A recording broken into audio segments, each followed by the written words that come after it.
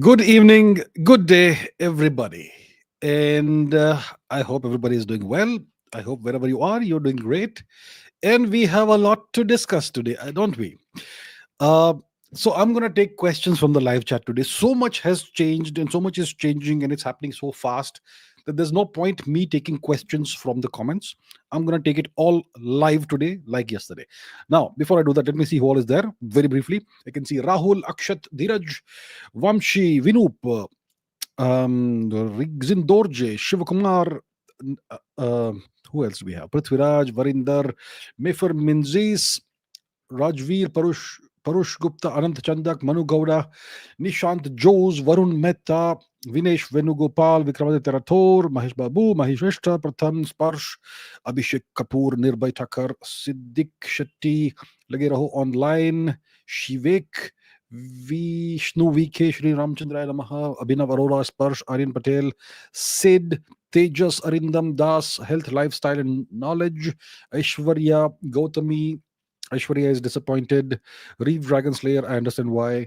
Priyanshu, Arnav Chaurasya, Naveen Kumar, Jay Dikshit, Nakul, Daksh Vora, Rashmi Rathod, Dungar Singh Chauhan, Shiva Rajput, Tushar Kalburgi, and so many other people. I will not be able to greet you all. Vidhi is there, Lost Child, and everybody else. All right. Let's get into the questions. I know what questions could be there, and maybe there'll be something that will surprise us. But let's see. Okay, so what's happened before I take the questions? What has happened? War was going on. Pakistan was on its knees. Pakistan was devastated. We had completely suppressed the air defenses of Pakistan, suppression of enemy air defenses, SEAD. We had achieved it. We were we were striking them at will wherever we wanted. We had gouged out gigantic craters on their air force and the runways. We were hitting them wherever we wanted them, right? And they were begging for mercy, the Pakistanis. And then what happens? There's a tweet by Donald J. Trump saying that now there's a full and whatever ceasefire. And then Dr. Jaishankar tweets that we have agreed to a what cessation of activity or something. Whatever it is that he said.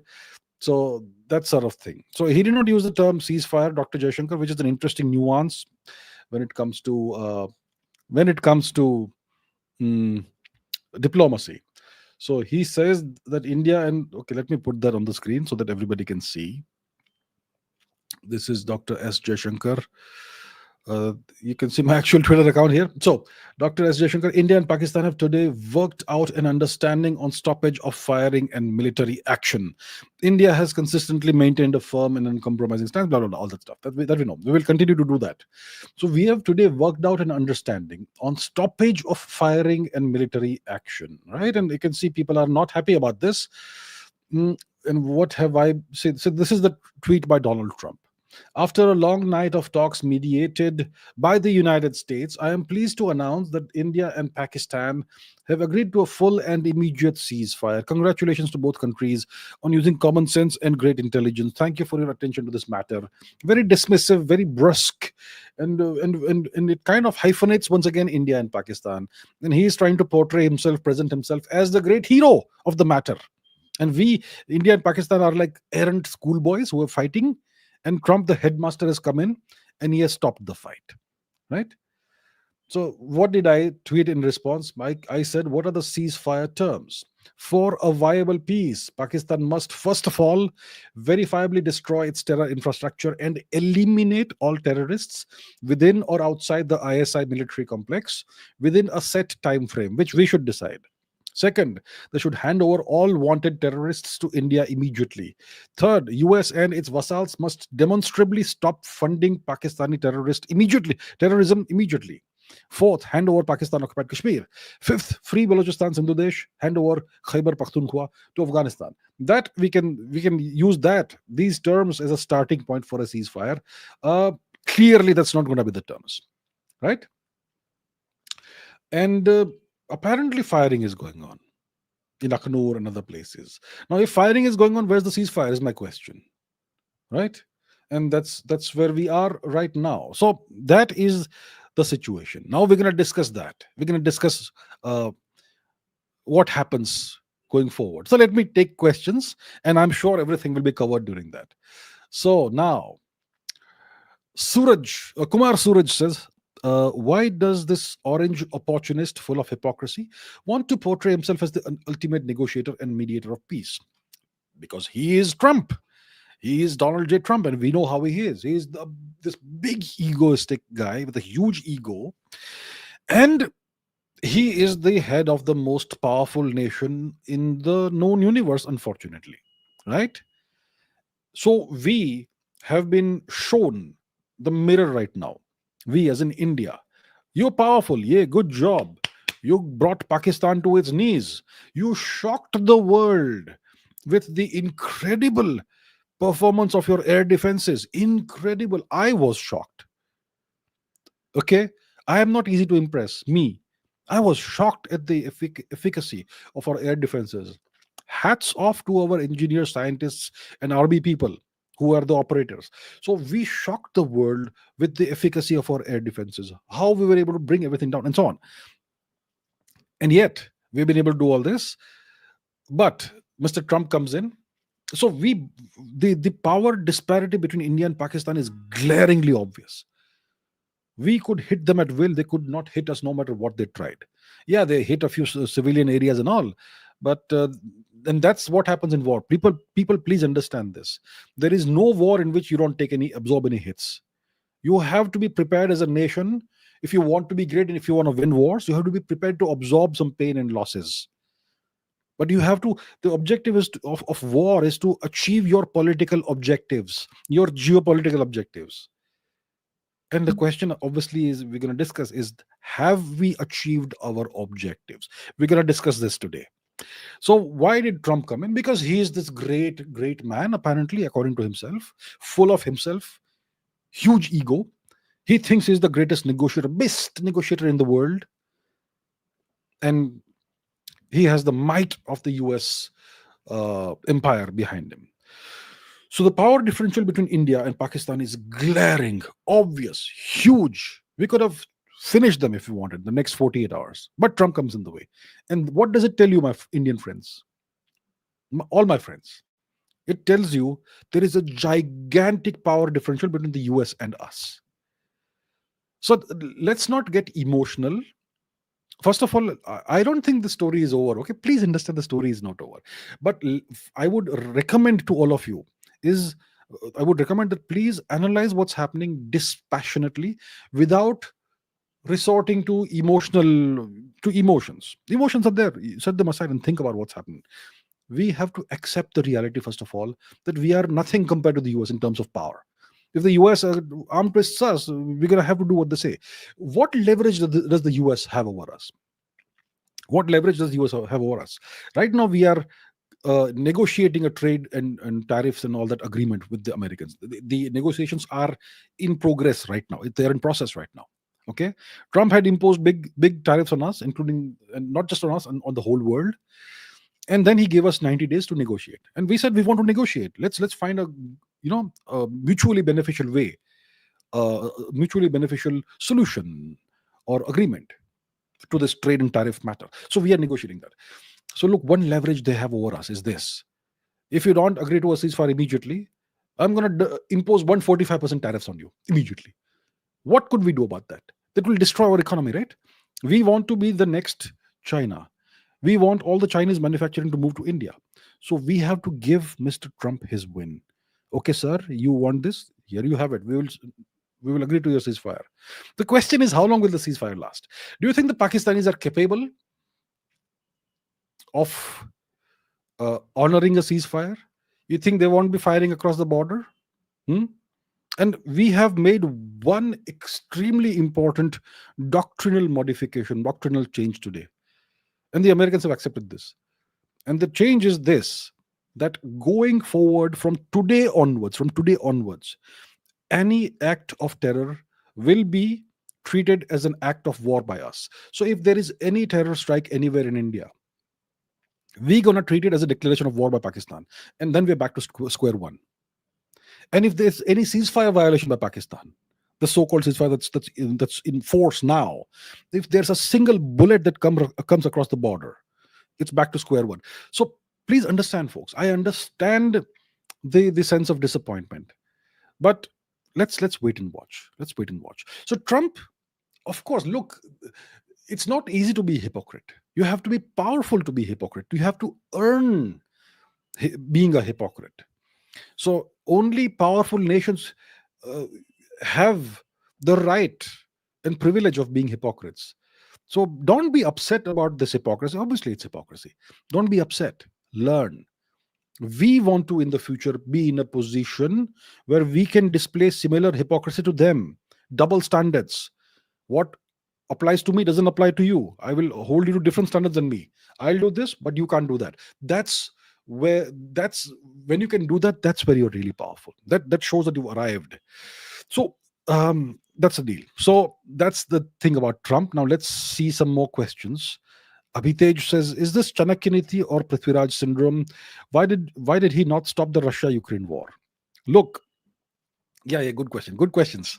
Trump had promised, didn't he promise this?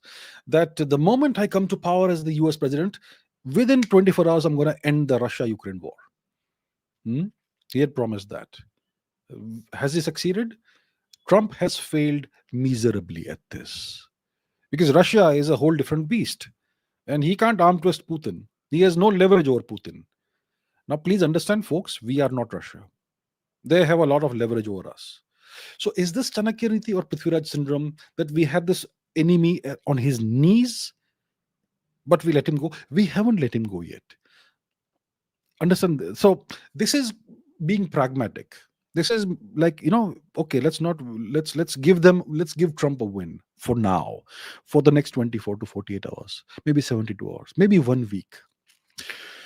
The damage we have caused to Pakistan's military infrastructure, terror infrastructure, the Pakistanis can repair that, right?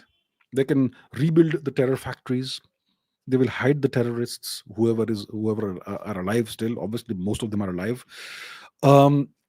They will repair their runways. They will repair their airports. They will get new air defense systems from the US, perhaps from China, perhaps probably not the US. Otherwise, it will not work for the US and India. But maybe they'll get something from China. Maybe something from Turkey. The Turks have been flying planes full of drones to Pakistan the last 2-3 days. They have been replenishing Pakistan's drone supplies. The Turks. When there were earthquakes in Turkey, we sent free medical assistance and we sent personnel to help pull people out of rubble, right? And what did they have the Turks given us in return? A betrayal.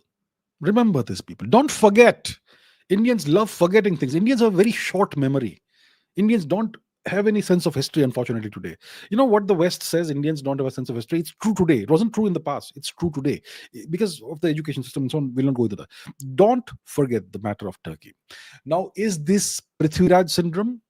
Prithviraj syndrome would be the case if there was no US factor in this ceasefire. If we had unilaterally given up at this point without any pressure from the US, then it would be Prithviraj syndrome. Because Prithviraj let the terrorists go once or twice on his own without anybody pressurizing him. That is Prithviraj syndrome. This is not Prithviraj syndrome. This is a much more powerful nation, the world's most powerful nation, pressurizing us, not Pakistan. They're pressurizing us. So this is being practical and pragmatic and taking a step back for now. I would say it is more Chanakya Niti than Prithviraj syndrome, but it will be right to call it Chanakya Niti in retrospect, given what happens over the next 2 weeks. If the ceasefire actually holds the next 2 weeks, then Pakistan will be able to bounce back. Then it is not Chanakya Niti. Chanakya Niti means sometimes you make compromises, take a step back, give the big guy a win, and then you go back, that sort of thing. So Trump could not stop the Russia-Ukraine war because he has no leverage over Putin. But over us, he can arm twist us. So we have stepped back for now. All right. Let's see some other questions. What do we have? Arithro says, Pak, we want to stop India. Donald Heisenberg, say my name. Yeah, I know. Right. So now, Alicia says, IMF has given money to Pakistan. Why, if they have already washed off their hands from Pakistan? Well, this is a good question here. So the IMF has announced some kind of aid package to Pakistan, some bailout for them. I don't know how many $1 billion, maybe 1 or 2 or 3 billion dollars. Not a lot of money, but yeah, it will keep Pakistan afloat. Now, who runs the IMF? It's the West that runs the IMF. Who's the biggest power behind the IMF? It's the United States, right? It's the United States. So if the United States wants India on its side when it comes to the China matter, they are trying to isolate China. Then why are they doing this? Because they want to have some leverage over India.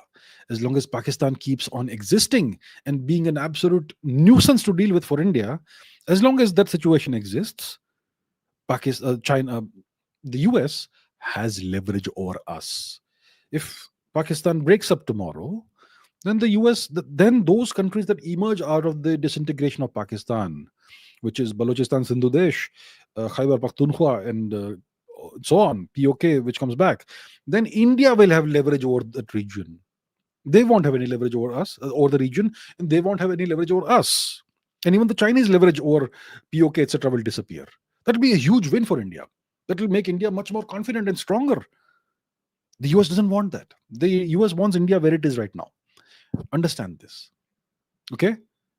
So they are okay with us humiliating Pakistan, but not too far, not too much. They don't want us to completely defeat, the final defeat to Pakistan. So that's why they have come in the way, the Americans. And you have to understand the American track record. Please do not forget America's track record, Indians. And the rest of the world should also know this. I'm sure there are people from outside of India who are watching. What's the American track record? Let me give you a brief history lesson. Let's go back to 1947.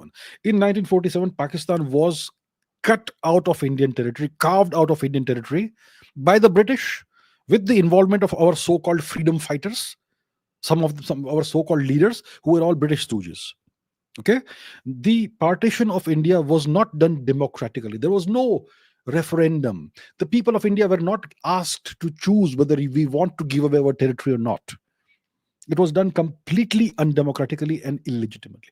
So it was done. The partition of India and the creation of Pakistan was done to serve British geopolitical interests in the Indian subcontinent region and in the larger geographical region, especially the Persian Gulf and so on.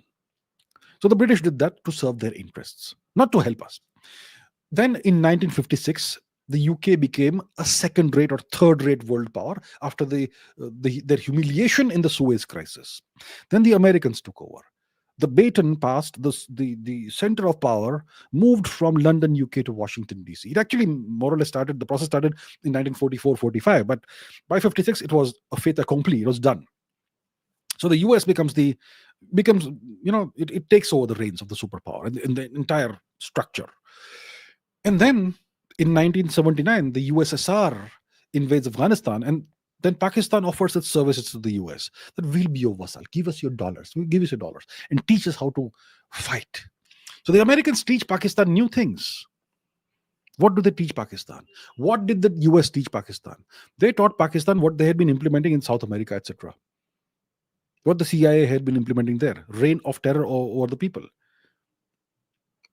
Terrorism tactics.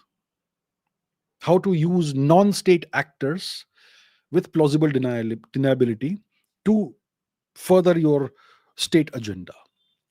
So they used the Mujahideen to fight the USSR, and the USSR was already crumbling in some way, and by the end of the 1980s, the USSR withdrew. So while this was happening in 1979 onwards, Pakistan was awash in US dollars. The Americans gave them whatever they wanted: arms, ammunition, greenbacks, US dollars, and complete carte blanche to do whatever you want. Will not bother. You want to do human rights violations, you want to do anything, we don't care. Just as long as you do what we say in Afghanistan, elsewhere, it works. So then the Pakistani establishment sees India as the great enemy. They want to destroy India. That's their great dream, right? So they started funneling all that terror infrastructure and machinery and the sharp edge of that into first Punjab, then Kashmir. By 1989, hundreds of thousands of Kashmiri Hindus were evicted. Many of them were killed, right? All of this was done with US financing, and funding. And the US knew exactly what the Pakistanis were doing. And they were okay with that. In the 1990s, when I was a kid, India used to complain to the US. We used to go in with representations to the US and say that, see, Pakistan is doing terrorism against us. And the Americans would say, what are you talking about? This is a law and order issue, and you are not able to handle law and order issues in your country. Shame on you.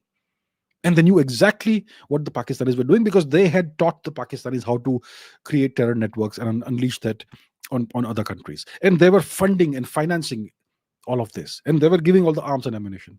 And they were okay with the terrorism against India. This continued until at least 2008. With the Mumbai attacks, things may have changed to a certain extent. And who was the mastermind of the Mumbai attacks? Who was it? It was an American citizen, not a Pakistani. It was a US citizen, David Coleman Headley. He's in prison in the US, right? India and the US have an extradition treaty. And this terrorist, this American citizen is wanted, this American terrorist is wanted by India, but they refuse to hand him over, despite having an extradition treaty, because they have something to hide. So the Americans are not our friends. Okay, this is whatever arrangement or relationship we have with them, it is not a long-lasting thing. It is something that has come out of mutual convenience. It's because we have a mutual enemy. They have no love for India. They have bled India in the past, and they have more love for Pakistan than for India, because Pakistan is culturally more like them, a monotheistic culture, people of the book. We are polytheists. We are heathens. We are pagans in their terminology. So please understand, Pakistan is still valuable to the US. India is more valuable, but they don't want Pakistan to completely disintegrate. That is the deal. We understand this. If there is any friend that we have geopolitically in the world today, the closest we have to a friend today is Russia. Okay? But we want to have good relations with everybody. We want to work with everyone. We as a nation, for whatever reason, because of the 2.5 centuries of British occupation, we are very comfortable with Western culture, with Anglo-Saxon culture. So we know how to deal with them. We know better how to deal with them today than 20 years ago. So we are dealing with everybody, and this is the process. But when it comes to this ceasefire matter, I say let's wait and watch. Let's wait and watch. Shadow says historic blunder. We disagree with Modi government decision. Please be a little patient. If the ceasefire holds and Pakistan gets to bounce back, then it's a disaster. It's not a victory for India. And already, I'll tell you, if you go to Twitter, if you go to the Western media, they will already be hard at work trying to paint this as a Pakistani victory. That India was forced to back off by Pakistan, and India was not strong enough to defeat Pakistan and finish Pakistan. And Pakistan has been able to withstand the Indian assault, and Pakistan is resilient. And next time we will defeat India. That's the narrative that will be spun immediately. That process has already started. So if the ceasefire holds, and in the next 1 or 2 weeks to 1 or 2 months to 3 months to 6 months, if Pakistan is able to bounce back, rebuild its infrastructure and all that, then essentially what we have done in the past 72 hours, this incredible military performance, it's going to count for nothing. So let's wait and watch what happens next few days. Next, I think 24 to 48 to 78 hours, I think 72 hours, I think things will change. Things are very likely to change. Abhijit says, has India lost a golden opportunity? Not yet. Not yet. I think we still have 1 week in which to make further progress on the matter. It's not gone. The opportunity is not gone. We have 7 to 10 days. If nothing happens militarily in the next 7 to 10 days, then we are losing the opportunity. Right now, we have a golden opportunity. An opportunity that comes once in 80 years. The opportunity to end this threat once and for all. What's the objective of war? The objective of war is to do what you can't do diplomatically. It's to achieve achieve what is required in the pursuit of your national interests through non-diplomatic means. So it's about national interest. It's about achieving your objectives and goals, and it's about removing threats. We have been saddled with this permanent cancer, this permanent threat, Pakistan, on our western border. And as long as it exists, it's going to be a threat for us. If we let it go now, in 6 months they'll be back. Then they'll be claiming victory from today onwards, that we won. We stopped India from defeating us. We have been resilient. And then in 6 months, 1 year, whenever, whatever, they may emerge even stronger with Chinese help or whatever. This is the opportunity that we have today. Today, we have got them exactly where we want them. They are on their knees. Their air defenses have been wiped out. Their airports are inoperational. Their F-16s can't take off or land. They are humiliated. The people of Pakistan have seen the importance of the Pakistan military. Sindhu Desh can rise. Balochistan is already trying to rise. The Taliban will be waiting and watching. Give us an opportunity, we'll take back Khyber Pakhtunkhwa. So we have this opportunity once in 80 years.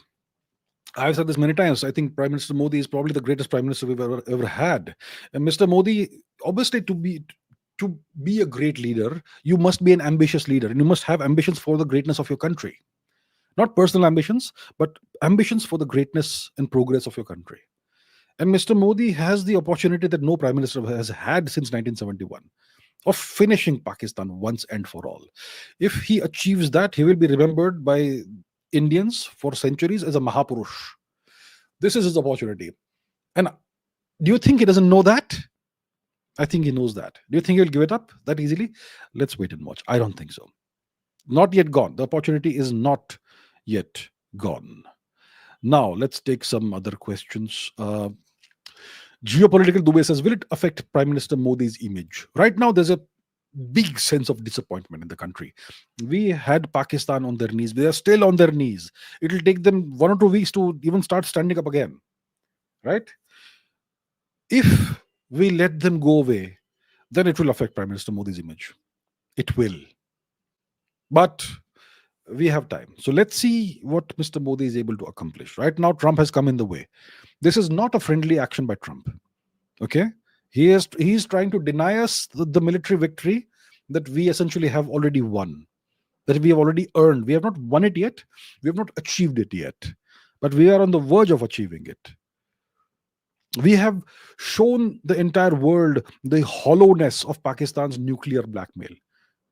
They used to keep threatening us in the entire world, that if India crosses even 1 centimeter into Pakistani held territory, then we will unleash the Islamic bomb, the nuclear bomb.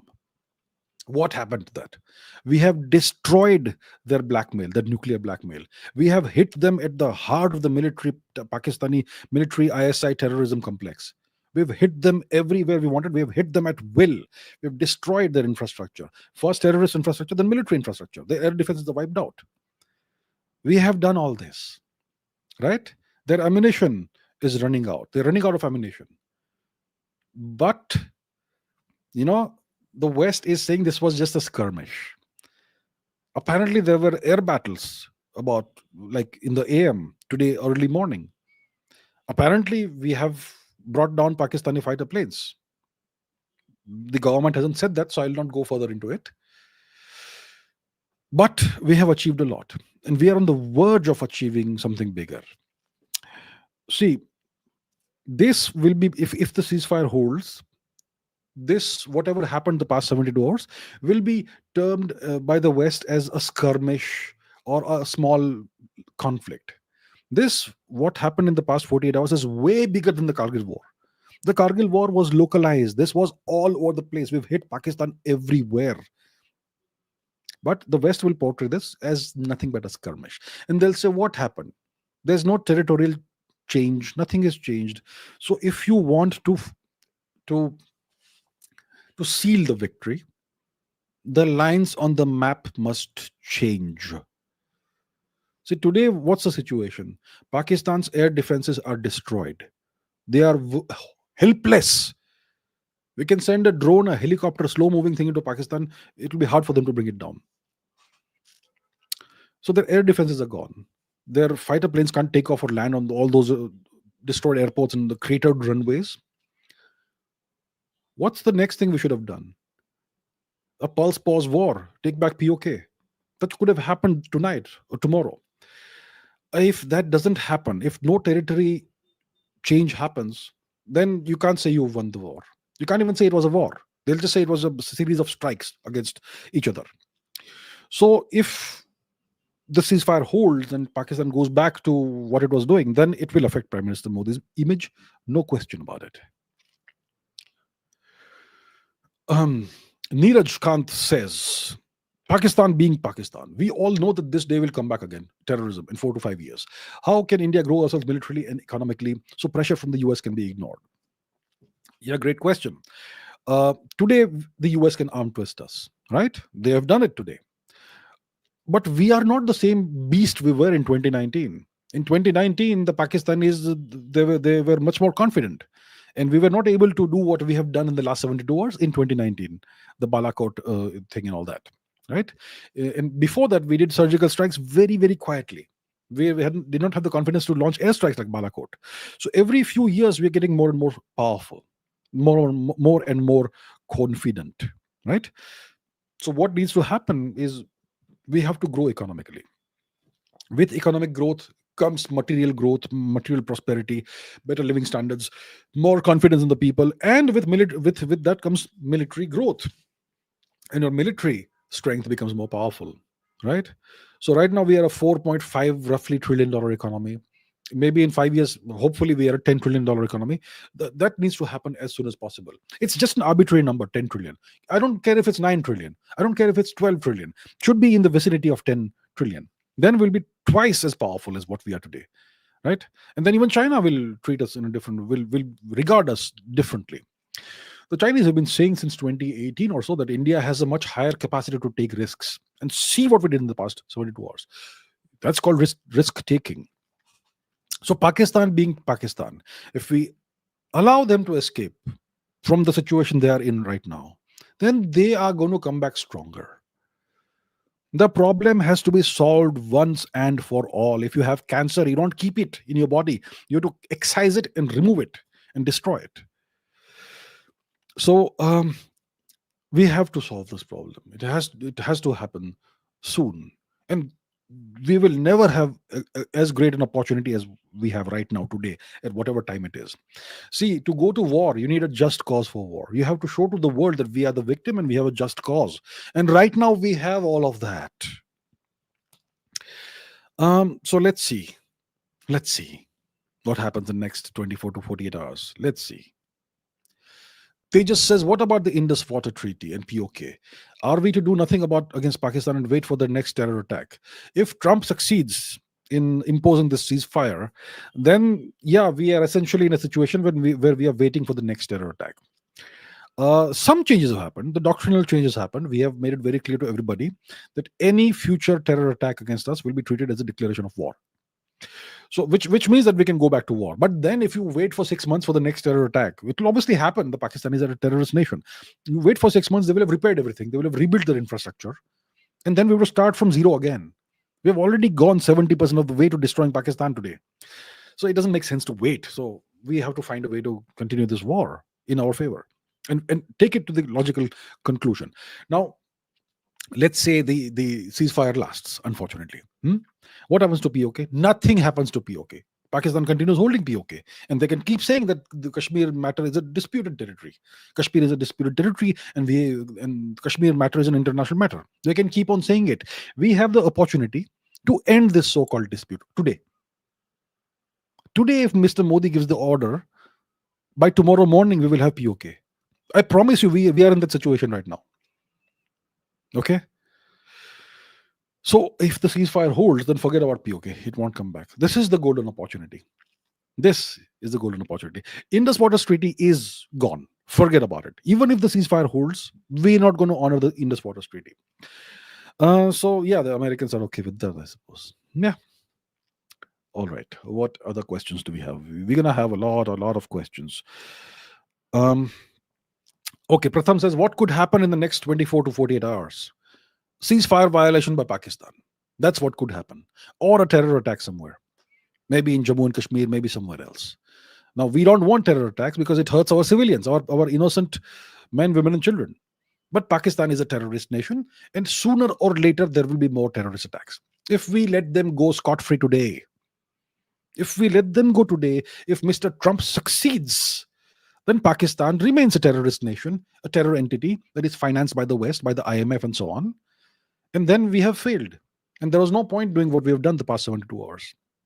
It's like what happened in the past many times. So what could happen in the next 24 to 48 hours? Uh, Ceasefire violations across the border, the LOC or wherever. I hear it's happening right now. So let's see. Let's see. If nothing happens, if the Pakistanis remain disciplined and then don't fire any bullets across the border, then the ceasefire holds. Because we are supposed to revisit the situation on the 12th of May. Today is the 10th of May. So 48 hours, we revisit the situation and then we can decide what to do. I think we have gone way past the situation where we used to give evidence to the world that Pakistan is a terrorist nation. We don't have to give any more evidence. So that has changed.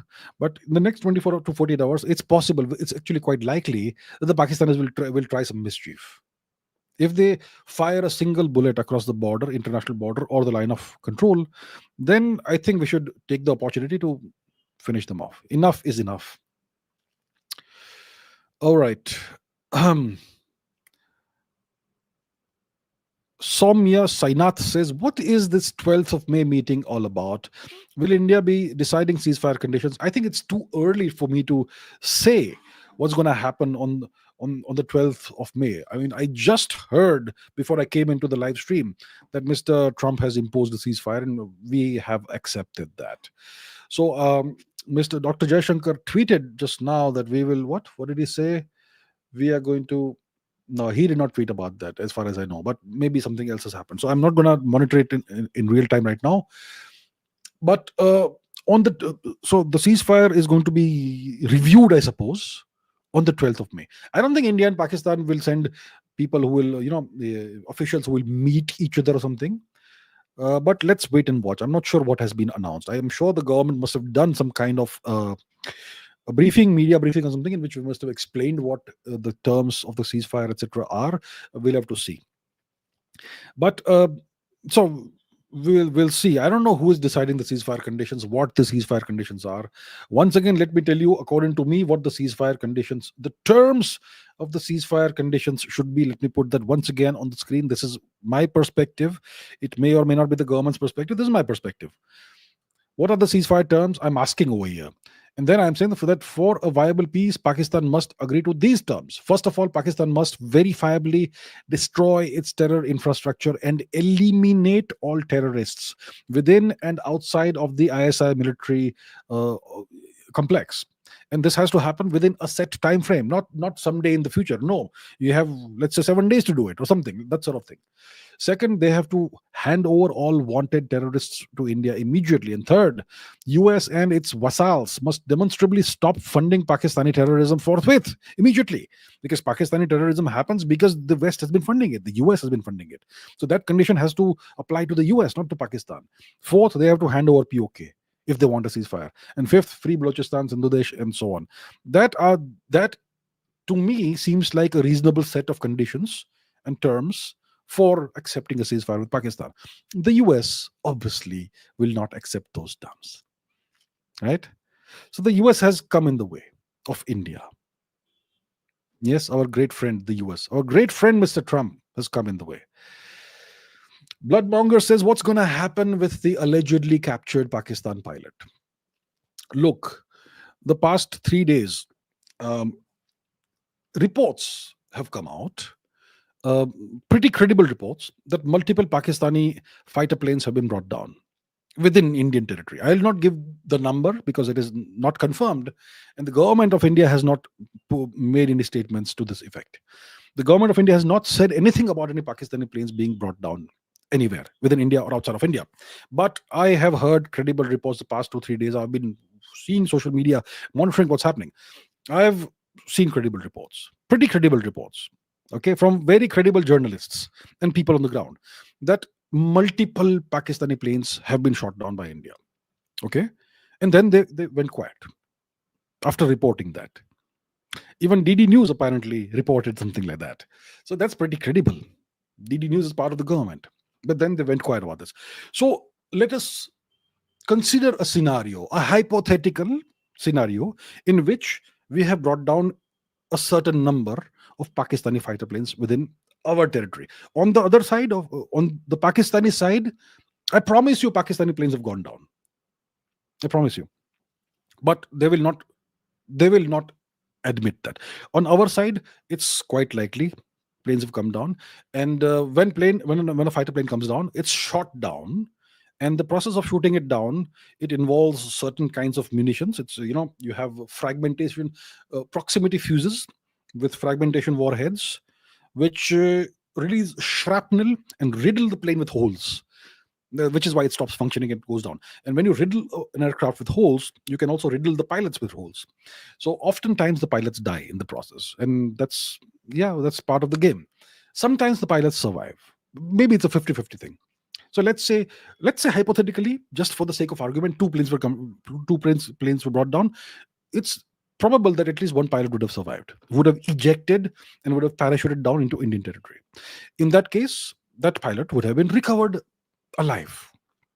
So, in case such a thing has happened in this completely hypothetical scenario, then those pilots, Pakistani pilots, would be in Indian custody, and they would be enjoying Indian hospitality, and we would be interrogating them and extracting whatever intelligence, information, etc. We need to extract from them. Now, if you announce to the world officially that we have recovered X number of pilots, then people like Trump, etc., can apply pressure on you to repatriate them. They can say the Pakistanis gave back Abhinandan. So you need to give back these pilots. So that's why in this hypothetical scenario that we have captured someone, multiple people, possibly, we stay quiet about that. So that's the deal. And that person, if we don't acknowledge the existence of the person, that person remains in our custody indefinitely. Maybe whatever period of time. All right. Okay, what next do we have? Okay, let's take this one. Sky Fragrances. End game cannot be achieved without crossing the nuclear threshold. What's your view? That's an interesting question, and it has to be taken seriously. It has to be taken seriously. At the end of the day, if Pakistan is going to, let's say hypothetically in the future, maybe in the next 1 or 2 weeks, be in a situation where it's going to break up completely and the Pakistan military loses all control of the country, they will be very tempted possibly to use nukes. Now, what happens? Good question. What happens? How does it happen? So let's say they want to fire nukes at India. What delivery mechanisms do they have to send nukes to whatever destination in India? They have missiles. They either have cruise missiles or ballistic missiles. Those ghastly names, Ghori, Ghaznavi, etc. Those things. Now, in the past 72 hours, we have seen the capabilities of our air defense systems. We brought everything down. Yes, last night they fired a long-range missile at Delhi. It was aimed at Delhi. It was on its way to Delhi, and we brought it down over Sirsa in Haryana. Okay. Now, I don't know which component of our air defense system was used to bring it down, to shoot this missile down. It's all over the news. Okay. It's all over social media. The incredibly loud bang with this huge flash, which is captured by CCTV cameras. So they have this long range missile with possibly a 400-kilometer range, which we brought down. We may have used maybe an S-400 system, perhaps. I'm just speculating. I don't have information. I'm not giving any actual intelligence to anyone. I'm just speculating. It could be an S-400 system, which everybody knows we have. We also have a Barak system, Barak 8. Everybody knows it's been known for the past 15 years. We have it. And then there's the Akash SAM, which is an absolutely superstar system, which has been proven in the last 72 hours. So even that is a possibility. So one of these three things possibly brought down the long-range missile that the Pakistanis had fired at Delhi. Now, what was the warhead? Was it a conventional warhead? Was it a nuclear warhead? Because when you fire a long-range missile, then the recipient has no way of knowing what's coming towards him. The warhead could be a conventional explosive warhead. It could be a nuclear explosive warhead. So when somebody fires a long-range missile at you, that itself is a red line. And we We were mature enough to not respond to that. We responded by destroying their airports, sure, and by setting their skyline on fire last night. So we have very potent air defenses, and I assure you, I don't have actual knowledge. I am just telling you that it makes sense that we have done this. That every major city of India has its own high quality air defense system. I don't know what air defense system it could be. It could be multiple layers of air defenses like we have at the border. It could be S-400, it could be Akash SAMs, it could be Barak, it could be PAD defense, Prithvi air defense system, and so on. So even if Pakistan fires ballistic missiles with nuclear warheads on us, it is most likely that they will fail to hit any target. Hmm? So let's say we use the Prithvi air defense system to take out an incoming ballistic missile. How does a ballistic missile work? It has a parabolic trajectory, not hyperbolic, parabolic trajectory. You learn this in high school, parabolic motion in physics. Anyway, so it has a parabolic trajectory. The ballistic missile will first exit the atmosphere. The atmosphere limit is said to be the 100-kilometer mark above the surface. So it will go above the atmosphere like this, and then it re-enters the atmosphere and it goes towards the target. So the Prithvi air defense system has two components. There is one missile that is an exo-atmospheric interceptor, which will take out the incoming missile that we've already detected by radar. It will take it out outside of the atmosphere before it re-enters. Now, in case, let's say, it fails, then we have a second missile that goes out with the Prithvi air defense, which will intercept the incoming missile at about 40 or 50 kilometers above the Earth, which is endo-atmospheric. And these are extremely accurate missiles. We also have an ASAT capability, anti-satellite capability, which is a kill vehicle, which is obviously launched by a rocket, a missile, which can take out satellites at an altitude of up to about 1,000 kilometers above the Earth's surface. We can take out a satellite with pinpoint accuracy. And the intercept is done with an object, a satellite, that's moving at least 10 kilometers per second. That's faster than a bullet. And we can take it out with pinpoint precision. And I promise you, this system, this ASAT system, can also be used to take out incoming ballistic missiles. My point is, if Pakistan even tries to hit us with nuclear weapons, it is most likely they will fail. Most likely. But let us consider a different scenario. Let's say, hypothetically and unfortunately, they succeed in detonating a nuke over an Indian population center. What happens then? Then they're finished. It's not mutually assured destruction. If they fire 20 or 50, they may be able to hit us once, perhaps. Okay, hypothetically. If that happens, they have no air defense left today. If they detonate a nuke on any Indian civilian center, it is bye-bye for them. And our missiles are going to hit. They have no air defenses. So you understand, it is suicide for Pakistan to try something like this. What if they use a battlefield tactical nuke? A tactical nuke is a low yield nuclear weapon, Hiroshima scale, 10, 20 kilotons, equivalent of TNT. Let's say we are making a move on POK, and these people say that we're going to lose POK. What if they detonate a battlefield nuclear weapon on the battlefield? Well, that's something we will have to consider. The government of India will have to have its own calculations. Obviously, it has. And that doctrine and that escalation ladder is not available for public consumption. It should not be. But we have to trust the government that we have everything in place. So all these calculations, all this war gaming is done during peacetime. It's like this. Let's say you want to win a gold medal at the Olympics at the 100 meters race, the sprint.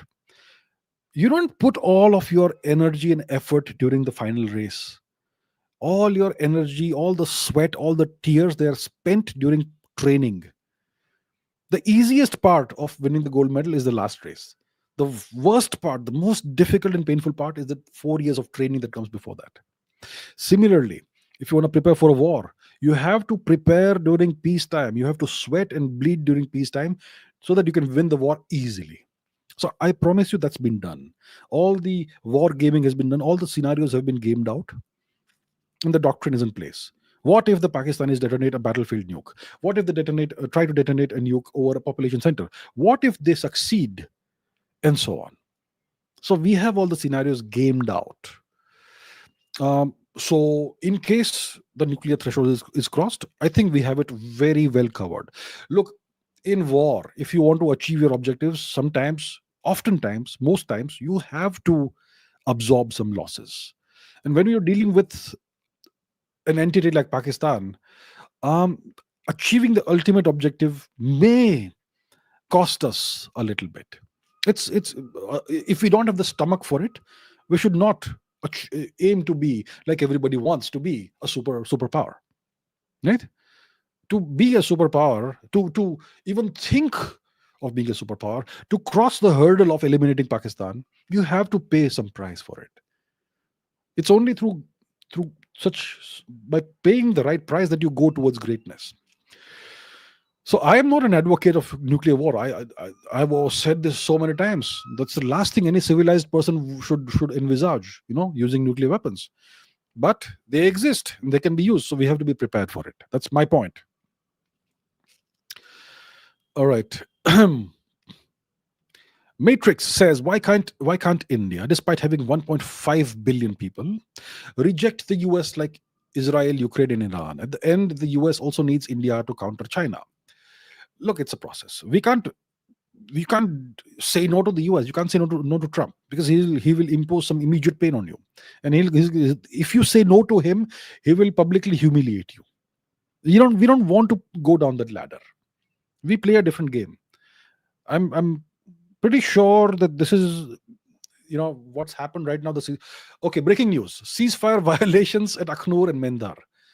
Ceasefire violations, like they say in Hindi. What do they say? Picture abhi baki hai. Wait and watch. Okay, right now BSF is countering the violations. I have a TV on the other side of the screen, like yesterday, of the lens. Yeah, ceasefire violations. So what happened to Mr. Trump's ceasefire? Are we supposed to tolerate this? My point is, wait and watch. Wait and watch. The US does need us. So once the Pakistanis do ceasefire violations, and then we go back to the situation, then Trump can't say that we did not pay heed to him. We go to Trump and say, look, you wanted to ceasefire, we agreed. We put it on the record. Dr. Jaishankar put it on the record that we have agreed to a ceasefire or a cessation of hostile firing or military activities. We accepted it. But then the Pakistanis forced our hand. Now you can't blame us. Now you blame Pakistan. I think that's the direction in which this is going to go. There are ceasefire violations happening right now. Multiple locations across the LOC by Pak Army. This is unacceptable. This is unacceptable. We need to finish Pakistan. I think this is the opportunity Mr. Modi needs. Mr. Modi. This is the opportunity he needs. The Pakistanis are handing it on a plate, on a platter.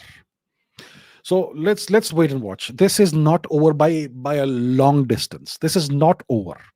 This is not over.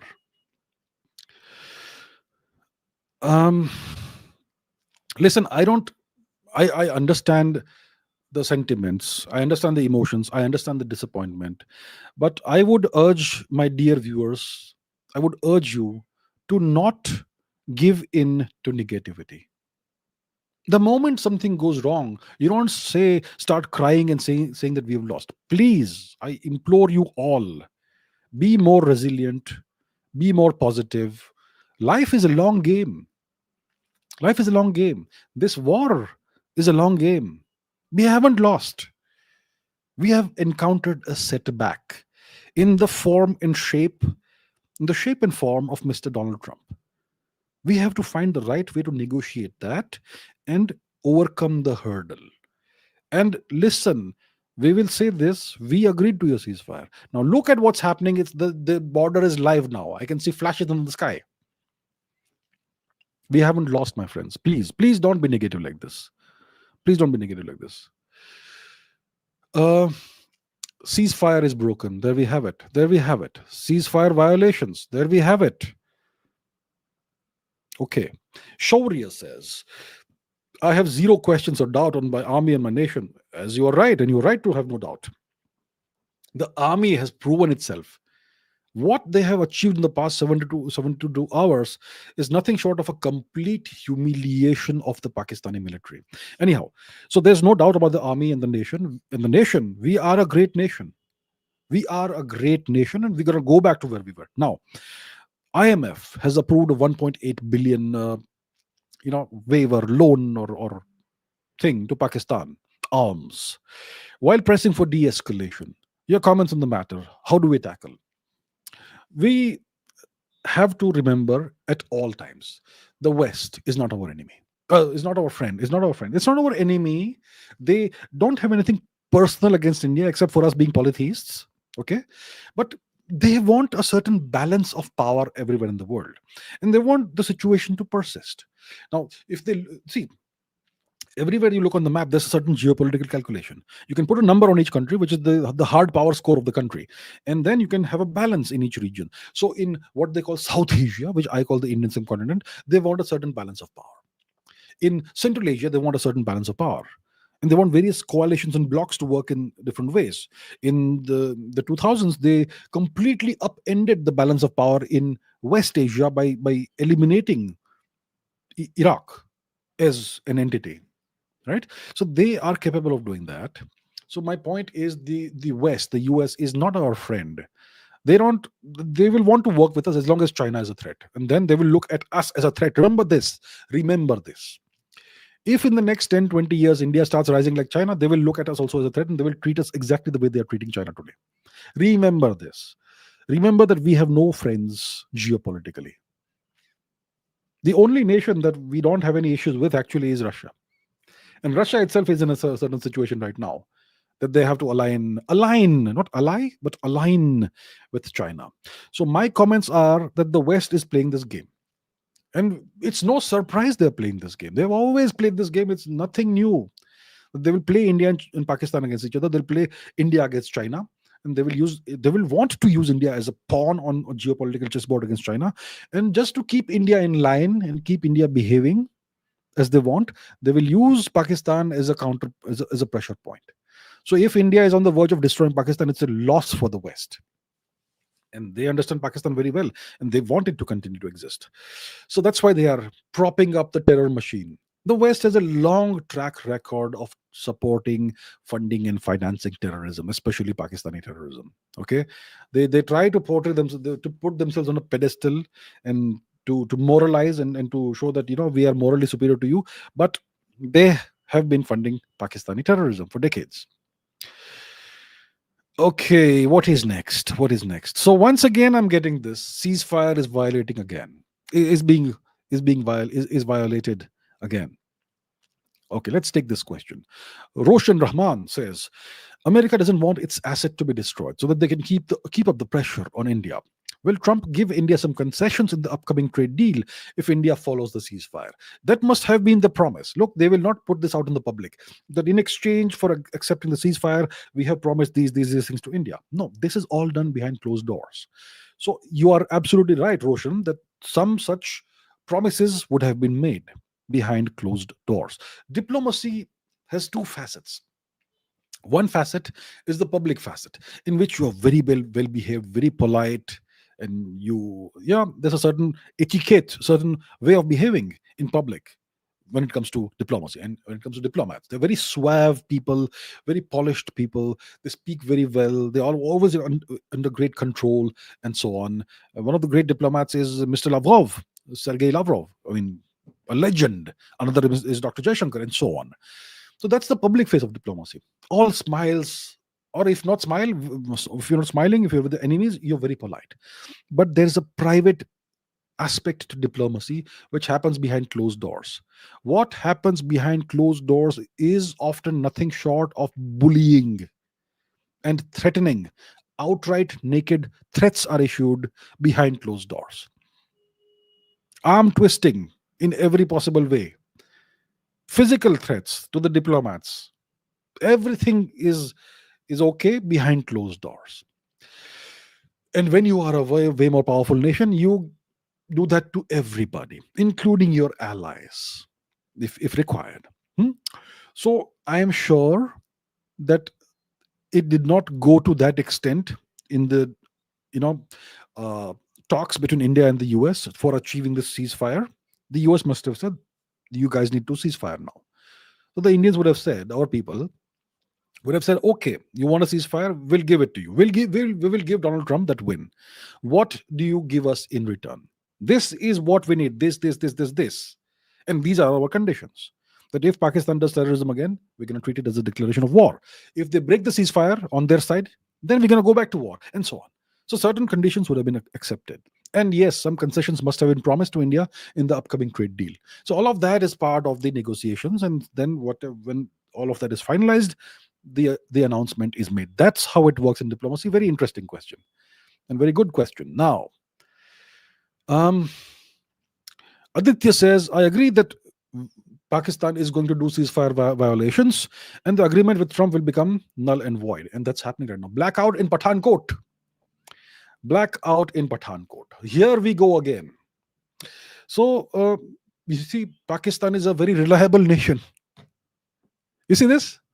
Pakistan is a super blasts heard across Srinagar. Drone sightings in parts of Jammu and Kashmir. Here we go, my friends. Here we go, my friends. We are back to square one. Mr. Donald Trump, please do not now pressurize India. You pressurize Pakistan. Pressurize Pakistan. We agreed to the ceasefire. And I promise you, we have a professional army who will do what they're told to do by the government. That is part of the honor code of the army. They are disciplined. So here we have it. Simi also says ceasefire is violated. Well, now you don't let Pakistan off the hook. You don't let Pakistan off the hook. I had made this tweet. I'll show you. 1 second. Give me a second. I had made this tweet. Where was it? Give me a second. Yeah, this is the tweet I made after that first live stream 2 or 3 days ago. This is the tweet I made. I made this on the 8th of May, 11:15 p.m., right after I ended that live stream on that day, the emergency episode. I said, we are at war, friends. And I said, I put my neck out and I said, within the next 2 to 14 days, India will inflict a comprehensive military defeat on Pakistan, and the borders will change permanently. And I made this tweet on the 8th of May. So if you add 14 to that, it's May 22. You see? So I may still be vindicated by the 22nd of May. Now that these terrorists have violated the ceasefire, you don't let them go now. This is the opportunity for us to go forward. And this is the opportunity for us to tell Donald Trump, Mr. President, we tried. We did what you said. Now we are not to blame. You deal with Pakistan now. We will not go back to a ceasefire now. Enough is enough. So here we have it. Now it depends how far this goes. Blasts here heard across Srinagar. Oh my goodness, I can see flares and lights in the sky. Here we have it. Okay, let's see how this develops. Mythical Sati says, now I understand why the government did this. Look, the government acted logically. You can't say no to Mr. Trump. You can't say no to him. We need Mr. Trump on our side. He doesn't have any enmity or hatred towards India. He sees all the nations as various kinds of assets. And he actually likes India to a certain extent, maybe to a good extent, but he wants us to toe the line, and he's super powerful. So we have to give him that respect that he actually deserves. What deserves respect in geopolitics? Only one thing: power. Only one thing. And he is the most powerful person in the world right now. You have to give him the deference and the respect. And we did that. And now the Pakistanis have broken the ceasefire. Now we blame them because they are to blame, not us. All right. McLevin is asking interesting questions. Kind of off topic, but not quite off topic. Not quite off topic. So I'll take it. Good question. The US Army has been spotted setting up camp in Bangladesh. It's good to know that people know about this now. You think they might escalate the war into Manipur? Do you think they're trying to make a deal, cookie land in exchange of Pakistan? I don't know. I can't speculate. I will not speculate on air in public, but I have my suspicions. But it's a good question you asked. I'm sorry I can't answer this because it's an evolving, ongoing situation, which is very, very It's crucial to our national security. So it's not a good practice for me to say anything about this right now. But you are asking good questions, and I appreciate that. And it's good that you are aware of what's happening. Yes, free hand has been given to the BSF. I think soon enough it will go beyond the BSF. So it has to once again follow a certain pattern of escalation. We start with the BSF, right? Kapilesh Gujarati says, is this an act of war? I see no other way of looking at it. Yes, it's a good question, and you are right. I think it's an act of war. A ceasefire has to be honored by both sides. Once you agree to a ceasefire, not a single bullet must come across the border. Otherwise, it's enough. Now what do we do? Because you are using small arms fire, so we only use small arms fire? No. You violated the agreement, you violated the trust, and you have to be punished to the fullest extent now. End of story. Akhnur. Oh man, drone sightings in Jammu and Kashmir. Here we have it. Omar Abdullah has tweeted that Srinagar blasts in Srinagar. Janil says, after the ceasefire violation now, is there a possibility of a ground incursion now and change the borders? You see, my friends, that is the next logical step. Pakistan has proven, it's proving right now in real time, that it is not an honorable country and it cannot be trusted. They were begging for a ceasefire and now they have broken the ceasefire. They cannot be trusted. So what needs to be done?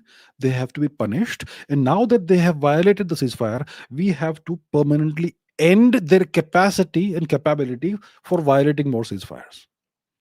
Now that they have not honored their agreement, we have to end their ability to dishonor agreements in the past, in the future. How do you do that? By dismantling Pakistan entirely and by defanging the Pakistan military completely. And at the least, we do a pulse pause war. Lightning fast, non-blitzkrieg warfare. Frontal warfare, wide. Essentially what it means is you take back POK now. You have suppressed their air defenses. Now you suppress their ground capabilities by nice means. We have those nice means. And then you make a march. By morning, you should be in Muzaffarabad and wherever else. It needs to happen. Facts on the ground need to change by morning. That's what I would say. Let's see. This is going to be another big night. I didn't sleep last night. I slept a few hours in the daytime today. Looks like it's going to be another one of those nights. Pakistan is back to its dirty tricks. Here we have it. See, I told you. Within minutes of what I said, we are witnessing what's happening here. Luna is very upset, and I understand, ma'am, why you're upset. All Indian politicians are coward. Please don't. I don't think all Indian politicians are coward. We have some good politicians. Please don't be negative.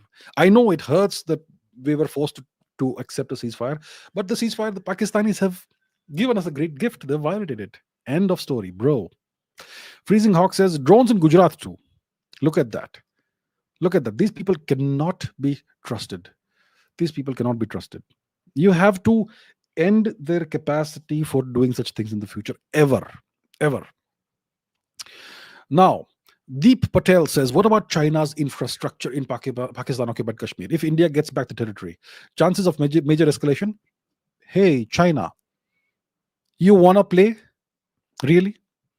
It's entirely up to China. Okay? Once we take back POK, let's say by tomorrow morning, the ball is in China's court. You want to, what's the polite word? What's the polite word? You want to play? You want to play that game, do you? You want to make a move? Well, bring it on. See, China's infrastructure in POK doesn't belong to China. POK is Indian territory. And if they have any infrastructure in the territory, it is illegitimate. They have not taken our permission to build it. The moment we retake the territory, everything on the territory is ours. And China better stay out of it. Otherwise, China will face issues. We have seen the quality of their weapons systems, of their air defense systems, of their radars, of their missiles. What next? What's the quality of your aircraft? What's the quality of your soldiers? We'll see. It's not that easy. The territory, the terrain in the region, the POK region, is so difficult. It is so rugged, mountainous. It's not easy for China to just walk in. They'll be wiped out. So it's not that easy for China to do something. So, yeah, I don't think there's a chance of major escalation as long as we make our move fast. If we take 7 days, 10 days to take POK, then the Chinese can make a move and do things and come in the way. But if we are in POK by tomorrow morning or in the next 72 hours, the Chinese simply don't have the time to do anything. So, yeah, there we go. There we have it. There we have it. So, once more, Nikhil is saying Pakistan is violating the ceasefire. Blackout at Vaishno Devi, Srinagar, blackout in Firozpur and Pathankot. They are targeting temples. There are blasts heard in Srinagar. Okay, let's revisit this question. VP says JD Vance said yesterday that it's none of US's business, it's none of America's business, this fight between India and Pakistan. And now the US claims efforts behind the ceasefire. Why this 180-degree turn? It's because the US is the most powerful country in the world and they can do whatever they want. This is what many people would call hypocrisy. Yesterday you said this, today you've done a 180-degree turn. That's what comes with power. The ability to change your trajectory based on your whims and fancies and based on whatever is convenient to you at any given point in time, right? So it should not be surprising and you should not feel upset about it. Don't take it personally. That's what powerful nations do. And you should aspire to make India a nation that can also play that game. Okay, so that's how it is. I don't feel betrayed by the US. No, they'll do that. They'll do whatever suits them best, as they should, and we should be in a position to do whatever suits us best. So we need to be more powerful. We have to all work together in that direction. That's what needs to happen. Sergeant Skyland says, why does Pakistan want to escalate? They can't hold out for a week. It beats me what goes on in those minds. What goes on in these minds? They had the most golden of opportunities 1 hour ago, 2 hours ago, once Donald Trump made the announcement. What they should have done is they should have religiously observed the ceasefire for the next 3 to 6 months. And in the meanwhile, they should have built everything back. Their airports, which were destroyed, they should have built them back. Their runways, which were riddled with craters and holes, they should have repaired those runways. Whatever fighter planes they had lost, they could have bought more or begged more from China, right? Whatever ammunition was depleted, they could have bought from China or Turkey or whatever. And in 6 months' time, they should have started a new thing back to square one with India. That's what a logical person, a logical terrorist nation would do. But they are an illogical terrorist nation, clearly, the Pakistanis. Why are they escalating? I just don't get it. Omar Abdullah is saying there is no ceasefire. The ceasefire is gone. It's over. Air defense is activated in Srinagar. What sort of insanity is this? The Pakistanis got their off-ramp, right? We gave them the off-ramp. Donald Trump gave them the off-ramp. Here's your de-escalation. Go back to where you were. Take your time, rebuild everything, and start everything again from square one if you want in 6 months' time. But no. This is madness. This sort of insanity, it's dangerous for the world. And it's dangerous for us.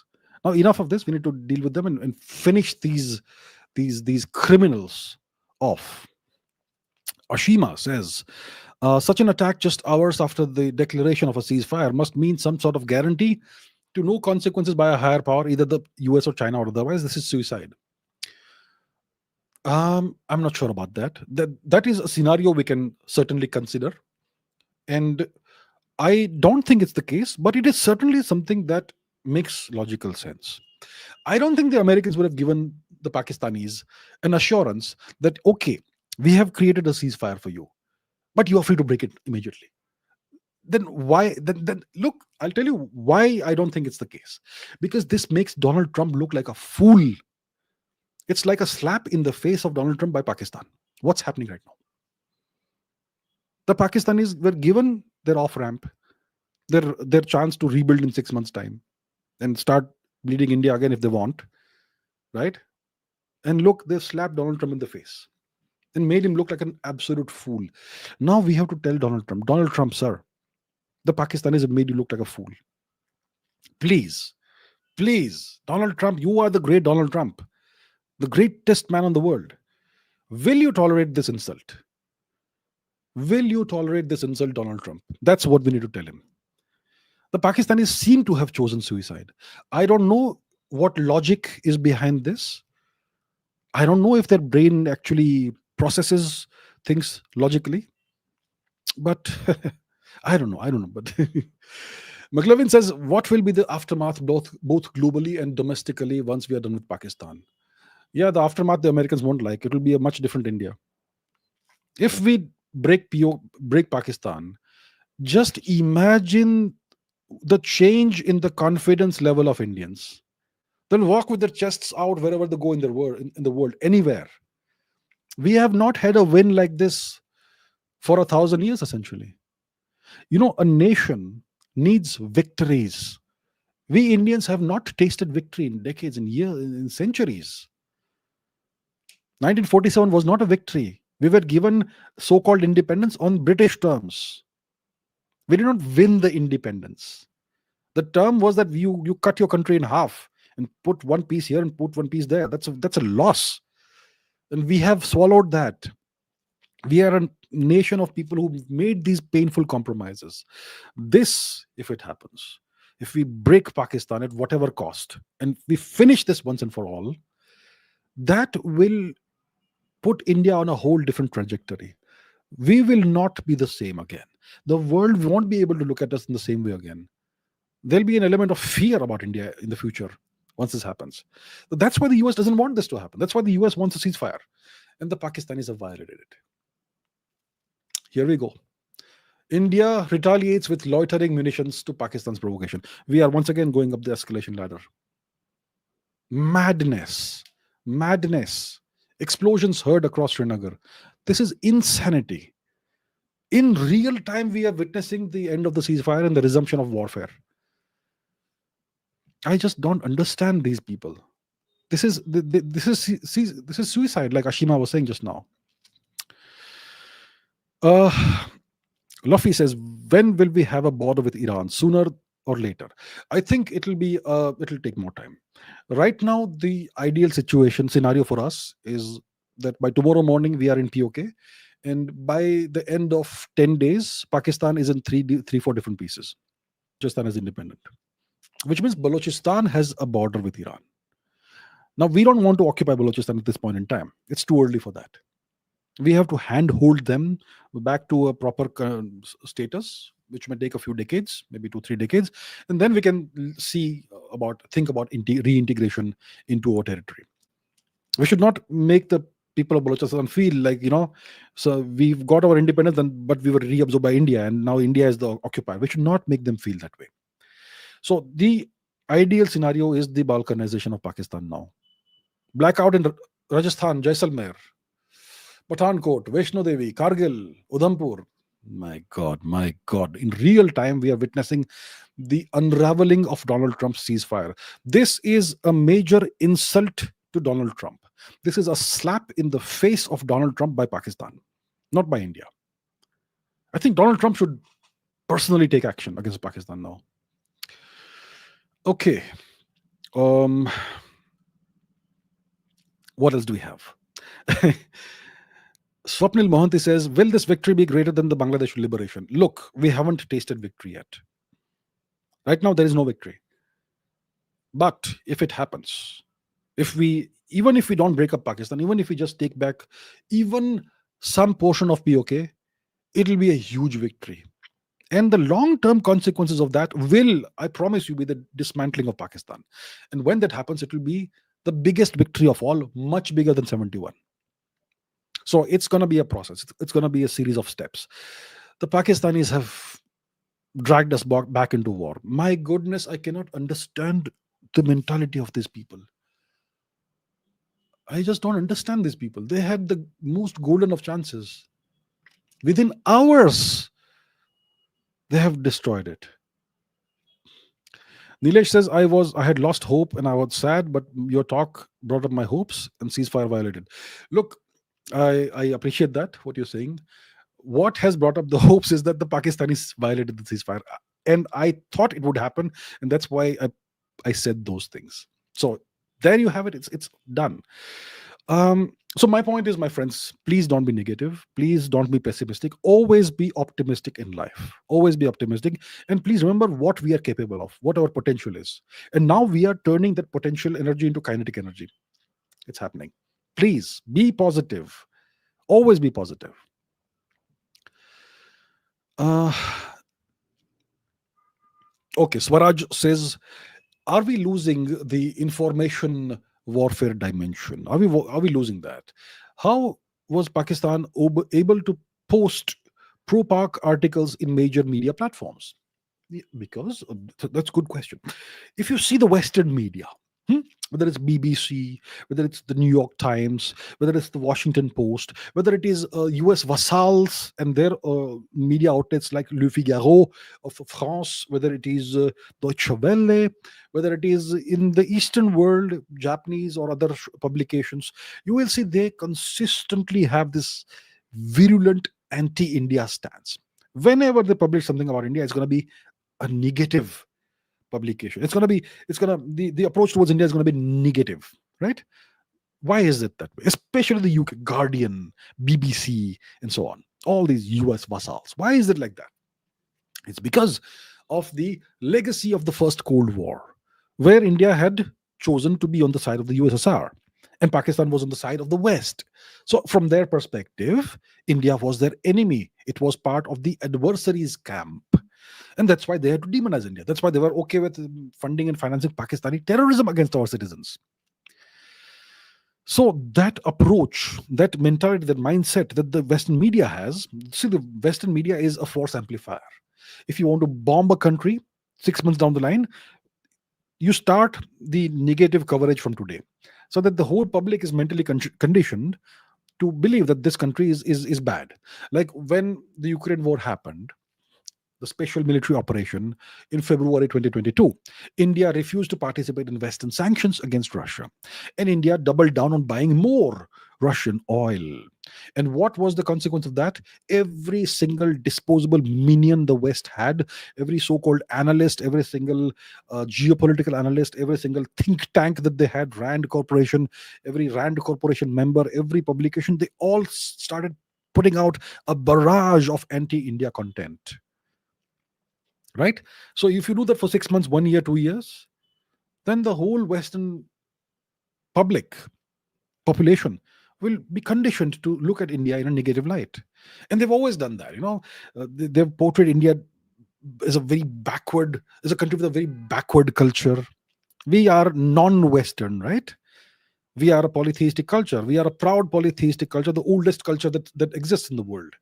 And they hate that. They hate that they have not been able to break us. And they're still trying to break us, right? Uh, so that coverage is always going to be negative. So that's why it's so easy for Pakistan to put its point forward in the Western media. See, what the West typically does when they want to write anti-India articles, whether it's the BBC, whether it's the Guardian, whether it is the Washington Post, they will hire Indians to write those articles. And there are lots of Indians who are willing to sell their motherland for a few dollars, right? So they will hire Indians to write those articles. And similarly, they will have lots of Pakistanis on their payroll. So it's a piece of cake to write anti-India and pro-Pakistan articles. It's going to happen, like clockwork. It's going to happen on autopilot. So that's why we end up losing the information warfare, because the media is controlled by the West. All the social media platforms are controlled by the West. They're owned by the West. We have not bothered to create anything. We don't have our version of the BBC or CNN or Al Jazeera or anything. We have just not bothered with these things. We simply don't care, apparently. The government had all the opportunity to do that in the past 10 years. That's a failure. Past 11 years. Failure. But I appreciate what they've done with this war. So ceasefire violations everywhere. Okay, wonderful. Good job, Pakistan. Tejas says they will still blame India, that India did not follow the ceasefire, and they'll try to paint us as the villain. So Tejas is very right. The Pakistanis now will claim that we have violated the ceasefire. That's what they're gonna do. They're gonna try and portray us as the aggressor. Trump has egg on his face, is what is being said over here on the screen. All right, all right. What next? What other things do we have? Dungar Singh Chauhan says our leaders are naive. See, our leaders historically have been super naive geopolitically. No understanding of the concept of the national interest. What is India's national interest? That is the first thing you have to know to be able to navigate the geopolitical world. Let's say you are a complete novice as a leader. You have been elected from some backwater, but you became the prime minister hypothetically, and you have no understanding of the world. You know that there's a country called the US, there's a country called this, that, but you don't know anything about them. But that's okay. As long as you know what your national interest is, you can navigate everything just by following the guidelines of the national interest. But we have had leaders who did not even know what the national interest was. Should I name them? We all know who I name, right? The great magnificent Mr. So and so on. Not only that, Mr. So and so, many others. So they were naive. Now I'll assure you of one thing: Mr. Modi isn't naive. Mr. Modi isn't naive. So that is a caveat I'll put. Dungar Singh Chauhan is absolutely right. Historically, our leaders have been naive. And today, if we look at all the political leaders, I think many of them would not have a good understanding of geopolitics. But I would say Mr. Modi is not naive. Well, not naive at all. Noel says ceasefire broken. Yeah, it's broken. Ceasefire is broken. Uh, Khadi, the Chad, says if Balochistan becomes independent, can it become anti-Indian just like Bangladesh, even after India is helping them in their independence? It all depends on us. In 1971, Bangladesh should have been reabsorbed into India. Okay, let's say for whatever reason we did not reabsorb Bangladesh into India, then we should have had ensured that whatever Bangladesh government comes to power, it should be a pro-India government, and we should protect it. But we took our hands off Bangladesh. So Bangladesh went back in the radical direction. And today they are so strongly indoctrinated mentally, the people of Bangladesh, most of them, against India. They're just like Pakistan. Bangladesh has become East Pakistan. It is our failure. We did not, we just let the nation go. We should have exerted complete control over the nation while allowing it to remain independent. What's wrong with that? That's what all great powers do, but we did not behave like a great power. Now, in the future, if Balochistan becomes independent, we should hand hold the country. We should appoint ourselves, declare ourselves as the protector of Bangladesh. We should declare of Balochistan. We should declare that Balochistan is an Indian protectorate, and we will take care of you. And that's the approach we should have going forward. And that approach should last the next few decades. And we should guide them about everything they are supposed to do, and in what way they're supposed to do, without becoming overbearing and without trying to interfere too much in their lives. That's what you do. That way it will never become anti-India. But we failed when it comes to Bangladesh. We just let it go, right? That's the failure. Okay. Okay, good question by Radha. Now that Pakistan has violated the ceasefire, will America again try to mediate, or will it just step back now? That's a good question. Will Trump again try to come in the way? I think now it's gone too far. It's gone too far. Yeah, but who knows? Trump is right now essentially humiliated. He has been slapped in the face. He has egg on his face, like this channel is saying. Yeah, so I don't. I would recommend to Shri Donald Trump ji that now stay out of it and punish Pakistan. Samrat says, but why did Trump stop us? I said, and I've been saying the past few days, that the US has given divorce papers to the temporary nation. So why did Trump save Pakistan now? Good question. The US doesn't want to have Pakistan as their vassal anymore, but they still want Pakistan's nuisance value vis-a-vis India. And they still want to be able to give Pakistan these little gifts from like IMF loans and so on, so that Pakistan also plays their game. So Pakistan is now definitely looking to China as their big daddy. And that is very clear from the fact that they have been saying openly that they were doing terrorism on the US's behest. So that's divorce.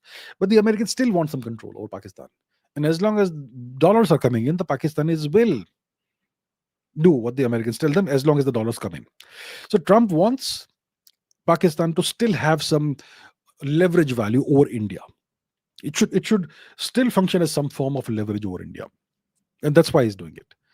So Pakistan is now going to be a Chinese vassal, but they will still keep on fishing for American money.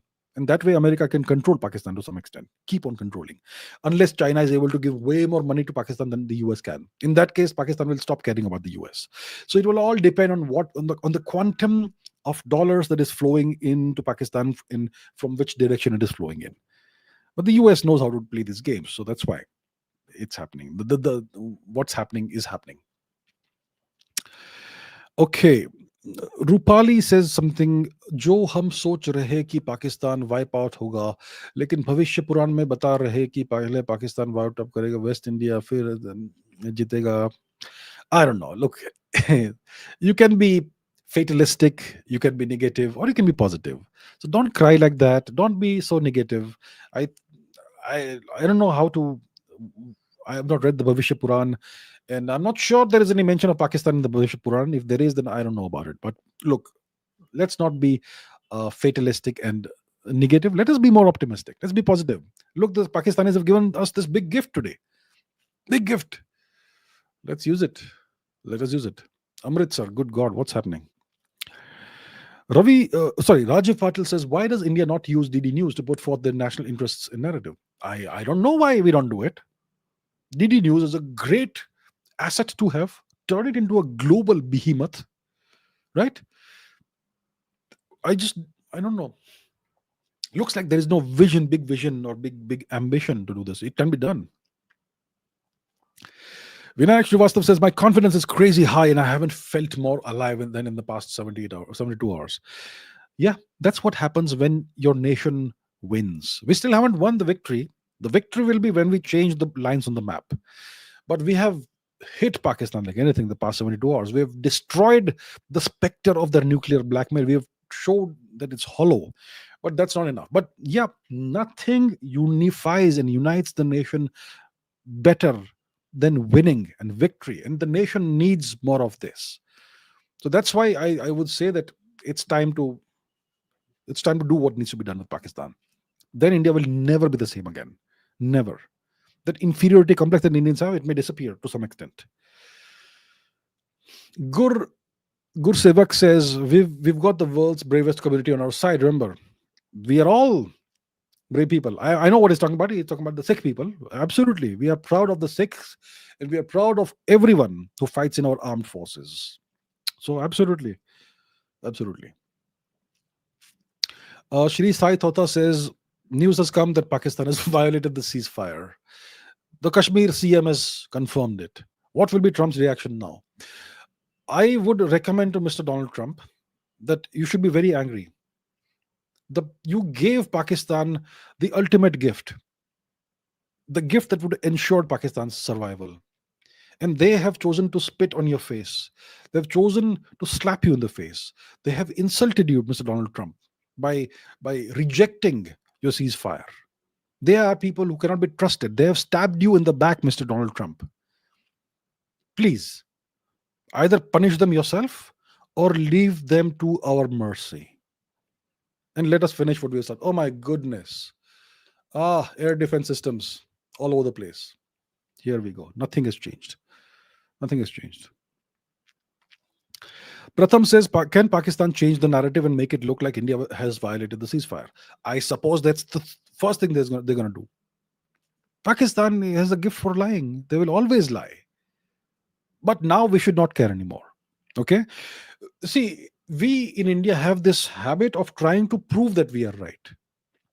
We'll come up with these intelligence dossiers and information dumps and all the proof and all the evidence, and we'll try to convince the world, see, we are right because Satyamev Jayate. I say, to hell with it. We know who's done what, and that's enough. That's good enough for us. Why do we have to prove to the world and convince the world that we are right? We have to operate from a position of strength now. We gave them the chance, and we saw that they have violated the ceasefire. Now, we don't have to prove anything to anyone. They have violated the ceasefire. We're going to punish them now. And that's how it should be. Please grow some confidence. Stop trying to convince the world that you are right. You should not have that need inside you that we have to demonstrate, we have to prove, and we have to show the world, let's see, we are right, please agree with us. We should say, to hell with you. We are right. We are a righteous nation. We are not a nation of terrorists. And we will do what is right and we will punish the terrorists, whether you like it or not. And you, the West, have been funding and financing terrorism. So this is the end of that. That's what we need to do. Soumyadeep Ghosh says this isn't going to stop sooner. No, it's not. It's not stopping now. It's gone back to where it was last night. Samarth says again, CFVs like heavy shelling in RS Pura happening again with BSF cleared to act, said by CM of JNK, saying that there is no ceasefire. The ceasefire is over. Blackout in Kargil, blackout in Srinagar, Pathankot, Vaishno Devi, Udhampur, Firozpur, Pathankot, Barmer. India is retaliating with loitering munitions. Pakistan is back to its dirty tricks. There we have it. The ceasefire is over. CM Omar is saying, what about the ceasefire? Explosions have been heard all across Srinagar. This is unforgivable. Unforgivable. Vidhi Maniyar says, are we seriously a sovereign nation? Please answer with on point blank honesty. I doubt after what the US could do to us today. How is Israel sovereign then? What about our interest? Yes, we are sovereign. That's why we were able to bring Pakistan to its knees, and that's now what's going to happen. But the question you're asking is a good question, and let's understand the perspective. Sovereignty is relative. We have, see, first of all, let's do it from first principles, which means let's define what it means to be a sovereign nation. To be a sovereign nation, you need certain conditions to be fulfilled. Firstly, you need to have complete control over who enters and exits your country, which we do. Second, which we mostly do. Secondly, you need to have complete control over your borders. Your borders should be inviolable, which we do mostly, once again. Okay. Thirdly, you need to have complete control over your economy, which means you need to have your own reserve bank, central bank, and you need to have your own currency, which you control. That we do. Right? And lastly, you need to have complete control over the policies that are implemented in your country, which once again we do. So from this definition and these conditions, we are a sovereign country. We have some issues of infiltration and all, but we are entirely capable of ending that like this if we want. So we are a sovereign country. But there is a power differential. The US is way more powerful than us, and they can arm twist us and make us do things that are not in our interests. It doesn't mean we are not sovereign. It means we are not powerful enough to say no to the US. It is not a violation of sovereignty. What would constitute a violation of sovereignty by the US towards India? Either taking some of our territory, or forcing us to accept a US military base on our soil, or other kinds of violations like economic violations, like destroying the Indian currency, or forcing us to adopt certain policies that are not in our interests, changing our laws and all that. That doesn't happen. So we are sovereign from that perspective. But we would like to be more powerful. See, what you're actually asking is, why are we not powerful enough to say no to the US, like what Russia can do? So we need to work towards that. But we are definitely sovereign. We are one of the, I've always said there are 4 sovereign nations, right? The US, Russia, China, India. 4 sovereign nations. Let me modify that statement. There are 5 sovereign nations in the world. There's one more that I have not mentioned before, and I was not right to not mention it. The 5th sovereign nation is Israel. It is. Yeah, it is. And that's a whole different matter, and that's not for today's discussion. But yeah, the ceasefire has been destroyed by Pakistan. Ceasefire broken. See, Bhavik is confirming. Purohit says, love the brains of Pakistan. I just don't get it. Air defense guns have been activated. Complete blackout in Pokhran. 8 Pakistani drones spotted. What is wrong with these people? I just don't get it. Pragalbh Shandilya says, what are the possible reactions from the US to the ceasefire violation? The most obvious reaction, logical reaction, should be to throw Pakistan to the wolves and tell India, do whatever you want now. Or otherwise, they can try and rebroker the ceasefire, which would be really stupid. So I think now that the ceasefire is broken, if they want to rebroker the ceasefire, it will take some time for that to happen. Maybe 24 to 48 hours, maybe 12 to 24 hours. That gives us a window of opportunity. Now it's not enough to send missiles as guests to Pakistan, to Rawalpindi, to whatever air bases they have.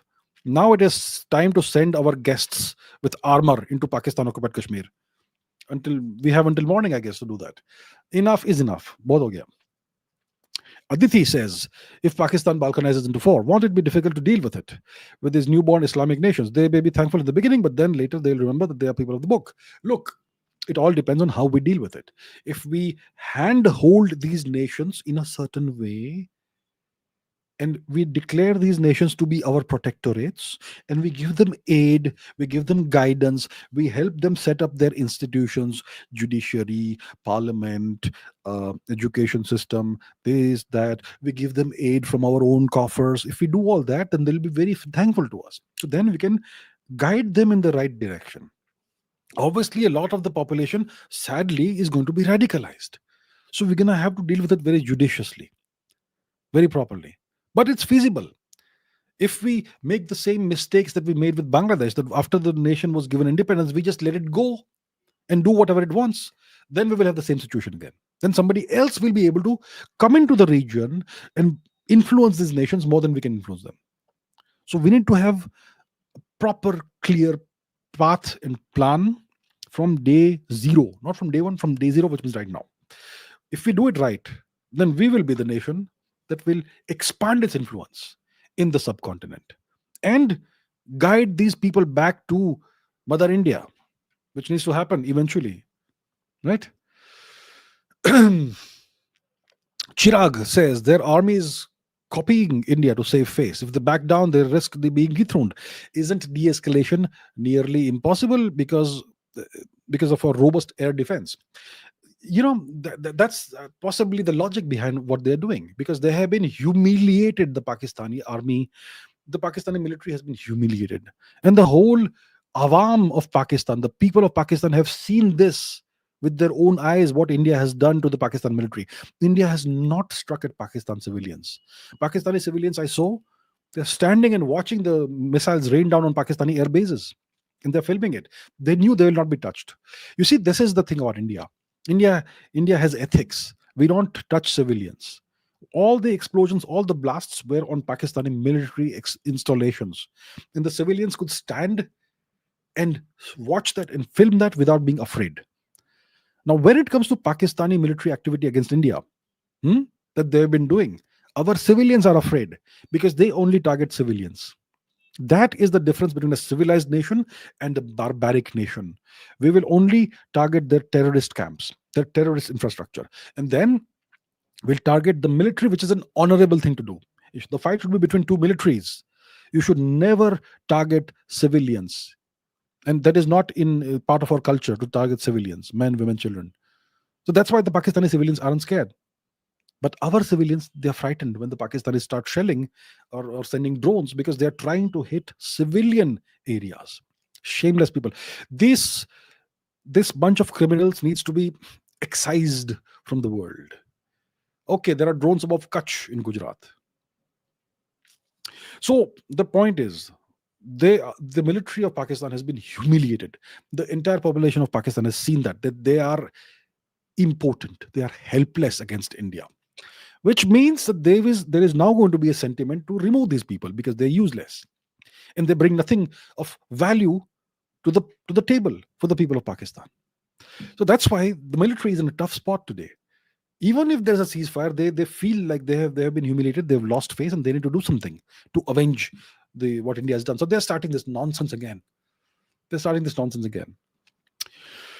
And we have this shockingly robust air defense that they can't penetrate. So I wonder what they're going to try now. Yeah, but that's where we go. Tanay Agarwal says, has Pakistan violated the ceasefire? It has, absolutely. Absolutely, it has violated ceasefire. Half of India, Western India, around the border regions, is blacked out right now. Shaurya Pratap says, will Pakistan go for nukes if we take back our POK or now? I don't think they will dare to escalate to nukes if we take back POK.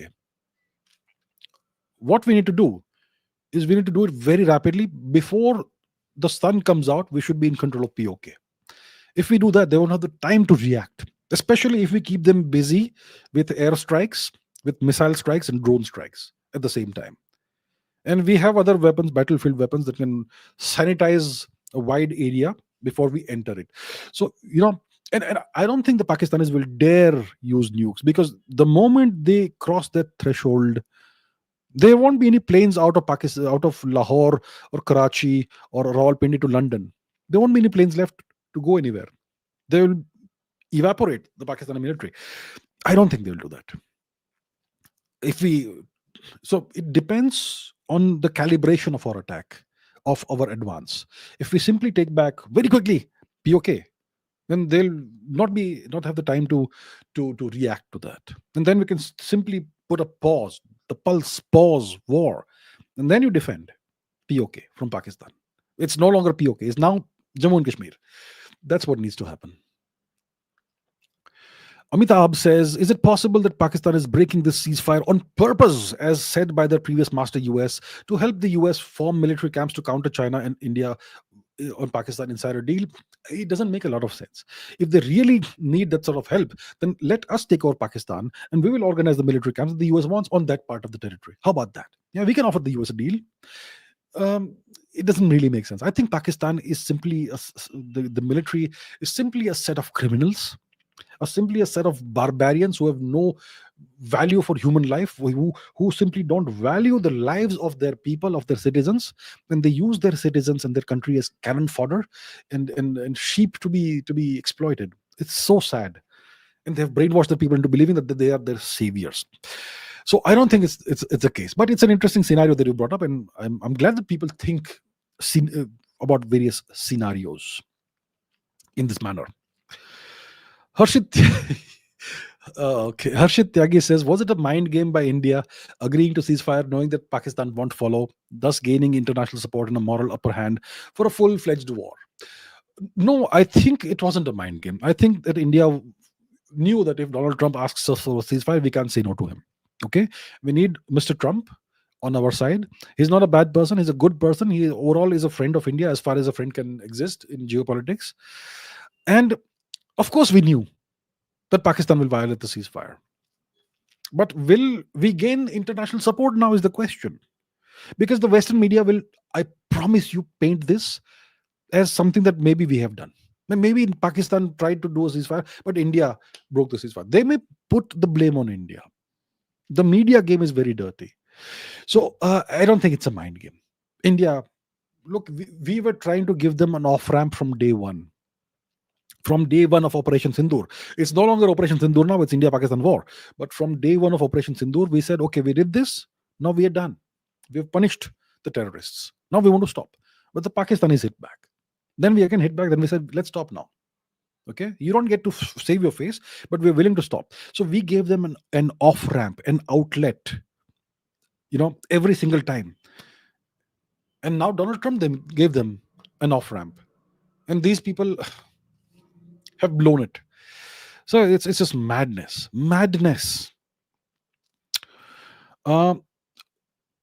Who says there are past records of Pakistanis using Nepal to spread terrorism and potentially setting up safe camps and secret bases there. Could such tactics be used near the end of Pakistan, and how can it affect Nepal? It's happened in the past that Pakistanis have had a presence in Nepal, maybe most likely not with the actual knowledge and all that of the Nepalese government, possibly. Yeah. And Pakistan is a threat to Nepal. In the Pahalgam attack, one Nepalese citizen very sadly was killed by the Pakistanis because he was a Hindu, right? So Nepal and India have to be united in this matter. And they will possibly try to use Pakistan to spread terrorism and destabilize India. They'll use Nepal to destabilize India and spread terror. So Nepal should not allow these terrorists to use Nepalese territory, sacred territory of the Himalayan region, of the Tarai region of Nepal, to be used for such disgusting, nefarious, anti-inhuman purposes. And we should work with Nepal, coordinate with Nepal to ensure that doesn't happen. But yeah, if it's possible for them, they would definitely try and do that. They will want to do that. Surya Pavan says, if India wins the war, can Pakistan become an autonomous region within India with a separate constitution, like the various republics of Russia, Sakha, and so on and so forth, with restricting people migrating from autonomous region? That's definitely a scenario that can be considered. But I think the safest scenario is that we give independence to the various nations. Balochistan, Sindhu Desh, uh, Khyber Pakhtunkhwa goes back to Afghanistan, and POJK and Gilgit Baltistan returns to India, and Punjab can remain West Punjab or whatever. I think that's the best way of doing it. And the reason for this is that the Pakistani education system and the military and all that, they have radicalized their people very badly, to such an extent that most Pakistani citizens, despite being individually good people, they all are taught to hate India and to hate Hindus. And you can't have that population merging with India. Now, if you make it an autonomous region with India, but with a separate constitution, but you don't allow the people to mingle with India, to migrate within India, and so on, it kind of defeats the purpose, right? Then the West and the world can portray that as the occupation of those regions by India as a foreign power. They can portray it like that. We don't want that to happen. So um, it's an interesting arrangement that you're proposing, but you have to look at the pros and cons. And the biggest con is that if we do it this way, then our enemies, our adversaries, of which we have plenty, they will portray us as occupiers. We are occupying Muslim lands or something. We don't want to be in that scenario, right? Pushpa Mohan Singh says, can we say that our air defense system has proven to be stronger and better than the Iron Dome system? 100%. The Iron Dome, okay, we haven't opened the map today. Let me open the map and show you something. Let me show you something. Let's go to the map. Let's where is map? Is here. So let's look at Israel.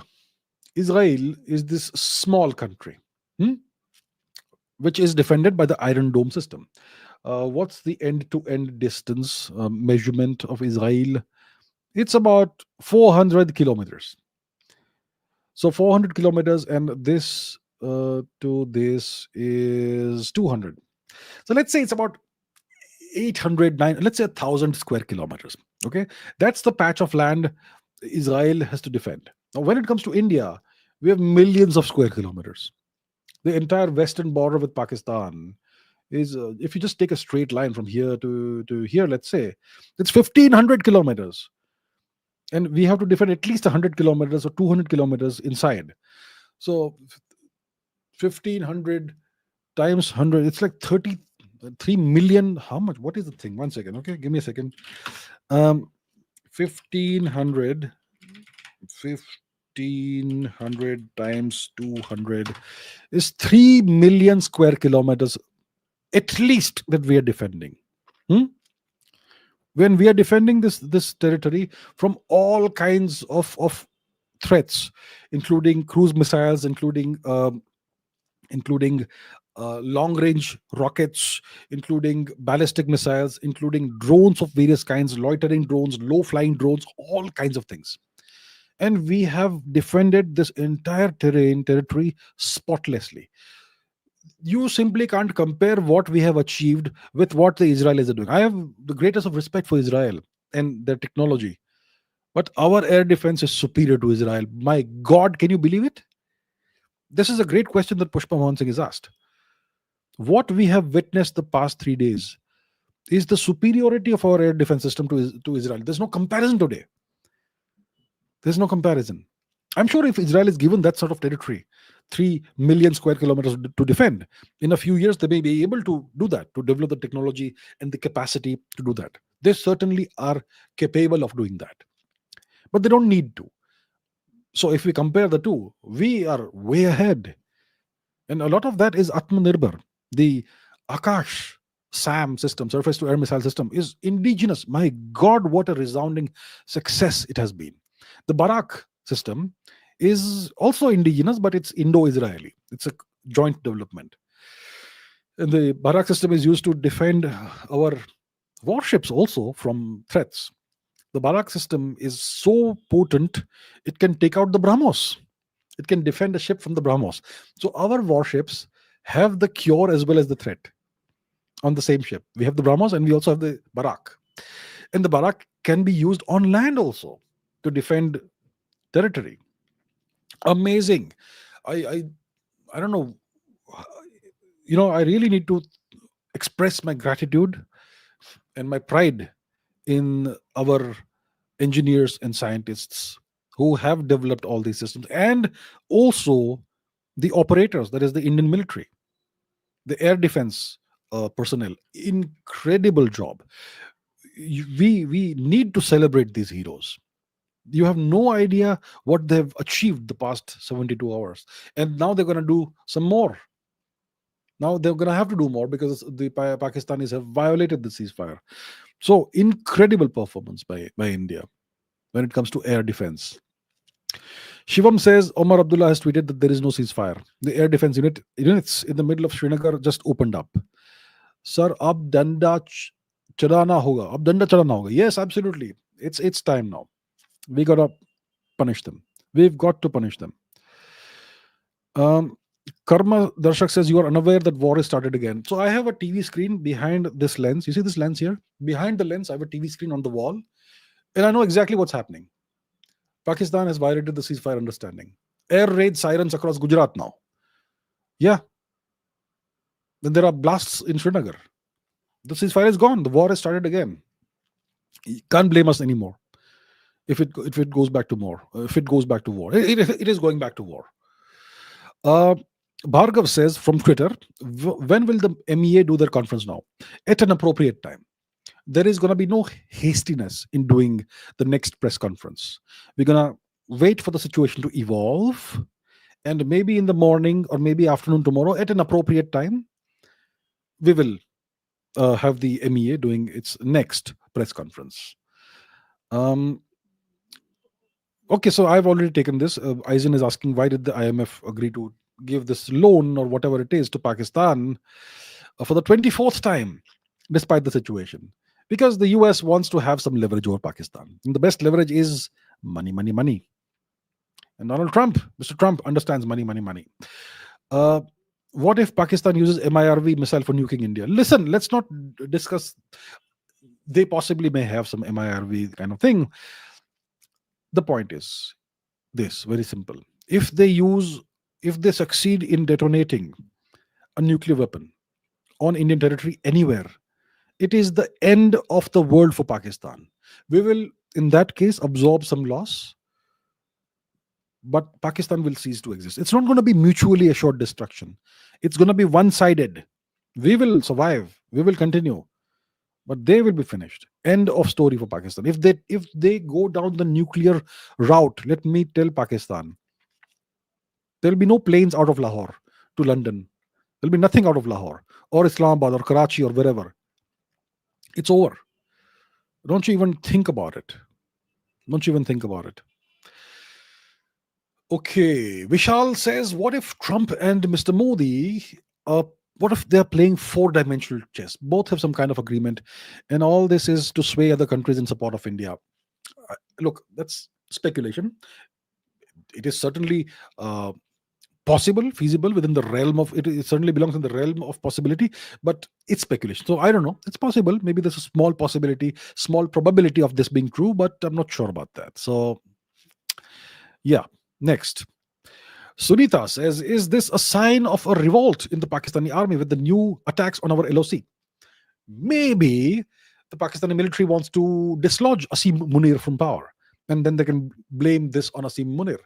But if it ends up causing the complete destruction of Pakistan, then what's the point? So I don't know. It's crazy. So once again, we have more confirmations that ceasefire has been violated. Rohan is very nicely telling us this. So thank you, Rohan. Tejas is asking, is Imran Khan dead? So I'm hearing some rumors on social media that Imran Khan apparently has died, but we don't have confirmation of that. Yeah. So there we have it. I don't know. Simi is saying terrorist attacks are happening now. Okay, I haven't seen that on the screen. I have only one TV channel on. But Okay. So in that case, it's very clear that the ceasefire is off, and war is declared by Pakistan. Okay, let's see. Yeah, Tej Sinha, ceasefire is violated. It's done. It's finished. No more ceasefire. I don't know how to read this. I have never learned the Cyrillic script. So, ceasefire is being violated constantly. Will it affect US's credibility more, and China can make its propaganda more solid? Oh, this will affect the credibility of Donald J. Trump. Mr. Trump made this smug tweet. Where's the tweet? Let me go back to Twitter. What's the tweet that he put out? Donald Trump. Hmm? Here it is. Let's put that on the screen. Very smug tweet by the US President, Mr. Donald J. Trump. After a long night of talks, mediated by the great United States and the great president, I am pleased to announce that the errant schoolboys, India and Pakistan, have agreed to a full and immediate ceasefire. Congratulations for both countries on using common sense and great intelligence. Thank you for your attention. Class dismissed. Is that so, Mr. Donald Trump? Is class dismissed? The Pakistanis have slapped you in your face, Donald Trump. You need to punish them. You need to take this personally, President Trump. We have the greatest of respect for you, but the Pakistanis have disrespected you, President Trump. You've got to make them pay for this. Otherwise, it will affect your credibility. So there we have it. Okay, Priyaranjan says ceasefire violation by Pakistan. Does it confirm that Pakistan is a banana republic? It confirms that Pakistan cannot be trusted. It can't be trusted by India. It can't be trusted by the United States. It can't be trusted by anybody. The Pakistanis have dug their own grave. I don't know what's actually happening on the front lines now, but the media is reporting what it's reporting. Munir openly defies Trump. Government holds Pakistan accountable. Okay, let's see about that. Air defense guns are activated. India strikes Pakistani drones over Srinagar. All right. Rahul Nair says, will the Balochistan independence movement at present succeed? It all depends on what happens in the next 24 to 48 to 72 hours. Yeah, it can succeed now. Sovik Ghosh says, so it's now considered to be an act of war. Yes, it is an act of war. Enough of this. Swapnil says, why do you call Pakistan an artificial state with no identity or culture of its own? Good question. This gives me an opportunity to explain this and unpack this. So I appreciate this by Swapnil. Why do I call Pakistan an artificial state? See, in 1947, Pakistan was created by partitioning India. If you look back at the history of India, which goes back, if you look at the archaeological record, at least 10,000 years, the oldest sites of the Saraswati Hindu civilization of that period are 9,500 years old. And so India has existed continuously as a continuously existing culture and civilization for about 10,000 years, right? And much of the Sapta Sindhu region was in what is today Pakistan. So that is our territory, that's our ancestral territory. If you are a person whose ancestry is from northern or western India, whether it's Kashmir, Afghanistan, or whether it is Punjab, whether it's Haryana, whether it's Rajasthan, Gujarat, even Maharashtra, or Sindh, or whatever, you're going to have ancestors who lived in Sapta Sindhu. You're going to have ancestors who live in Pakistan, what is now Pakistan. It is our ancestral land.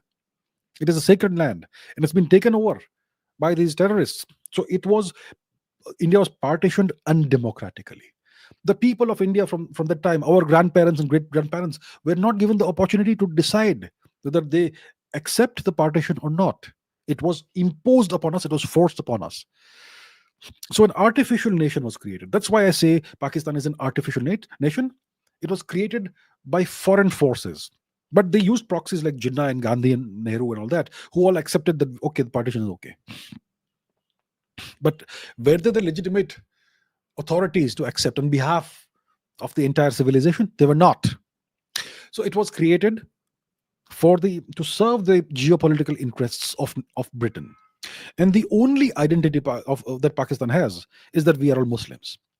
And the only real identity they have is that we reject our ancestral culture. So we are fishing for a new culture somewhere. Or maybe we were Arabs. Hamare purvaj Arab the, Turki the, Turk the. So they are looking for daddies outside of our geography when they're all our people. So it has no identity of its own. If you look at Turkey, what's their identity? We are Turks. We speak the Turkish language. Our ancestors were from, yeah, that's a long story. But if you, here's the right way to see it. Take Turkey as an example. If you take religion out of the equation as a factor, then they still have a distinct Turkish culture and language, right? It's distinctly Turkish, and both the culture and the language. If you look at Egypt, if you take away the religion, then they have the Arabic language, which is kind of a problem because it's not their ancestral language, and their culture is also gone. The Egyptian culture is gone, so that's a problem. Uh, but if you look at Pakistan, comparing it with Turkey, if you remove the culture, the religion out of Pakistan, then their language is Indian, and all their customs and culture also are Indian, and their blood is Indian. So their entire identity is in denying who they really are, and they try to ape foreign cultures. They try to make Turkish culture their own. Earlier, they used to make Arabic culture their own. Now the Arabs don't like Pakistani, so now they're trying to become Turks. So that's the thing about Pakistan. It's terrible, you know. Mr. ATS says 100% Turkish blood Tsar. Oh man, what happened now? Okay, I don't know about that. I'm seeing it all over social media, all over Indian media. Ceasefire violated. I don't know where you're saying where you're seeing that. I don't think the army is making any statements right now. I don't think the army is going to make statements as a knee-jerk reaction. Government said ceasefire is over. Ceasefire violated. My God, what is happening? What is happening? What is happening? Pakistani media already announced this. Planned attack by Pakistan 3 hours ago. It was surfacing like nah. It has attacked Udhampur, Lal Chowk, and drones everywhere, blackouts everywhere. Oh man, war is back on the table. War is back on the menu. Pakistan. What kind of people are you? Okay, same at all says I've had this question since yesterday. How will the geopolitics between countries other than India and Pakistan play out simultaneously? For now, from what I can see right now, it's a meta war between China and Russia or the US. Right now, everybody wants to stay out of this. Xi Jinping went to Moscow. He did not stay back in China while this thing was going on. And the Chinese, initially, once the first strikes were done of Operation Sindoor by India, the Chinese kind of condemned it, saying that it is regrettable or something like that. But they kind of stayed out of it. And the US also said that we want to stay out of this thing, and so on. So right now, everybody is staying out of this, and we'll have to see how it goes. So the deal is India needs to ensure that this remains regional. It should not go beyond the Indian subcontinent. As long as it doesn't go beyond the Indian subcontinent, people will stay out of it mostly. Okay, they have broken the ceasefire. Now it's very much confirmed. Very much confirmed it's broken. The ceasefire is gone. Pakistan has a huge amount of debt from China. If India disintegrates Pakistan, what happens to the debt? It's gone. It's over. It's finished. China can say goodbye to that debt. All right. I am getting a tremendous number of comments right now. They have targeted the great temple of Mata Vaishno Devi in Lal Chowk. Absolutely barbaric behavior. Unacceptable. They're targeting religious places. Shameless people. They need to be punished for this in a way that liberates their people from this nonsense. Okay, Sunita says there are UAVs, unmanned aerial vehicles, over Mata Vaishno Devi temple.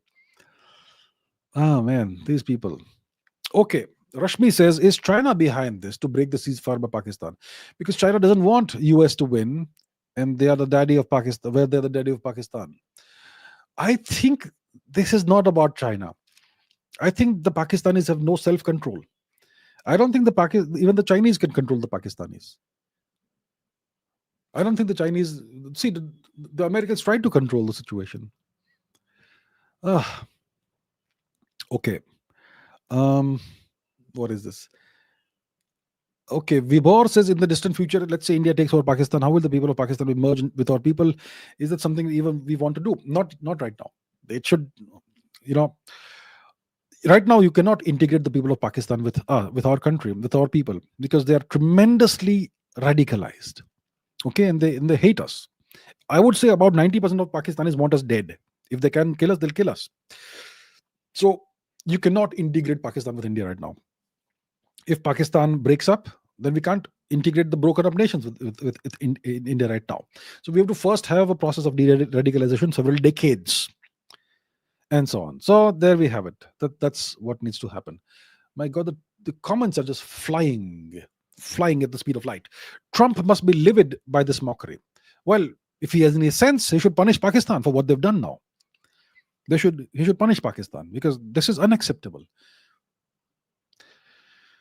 They are targeting Sikhs and the religious places to enrage Sikh community against the government on purpose. You see, our Sikh people, they are not stupid. They are not stupid. Most Sikh people in India are deeply patriotic. They are our people, of course. So the Pakistanis have always tried to play this divide and rule game that they've learned from the British. And so on. So, yeah. Amisha says Peshawar is under attack now. Well, it's high time. Okay. This unraveled in less than an hour. Trump must be livid, like Tejas is saying. He should be. Weeb Gen X says, what do you think will happen in the next 72 hours?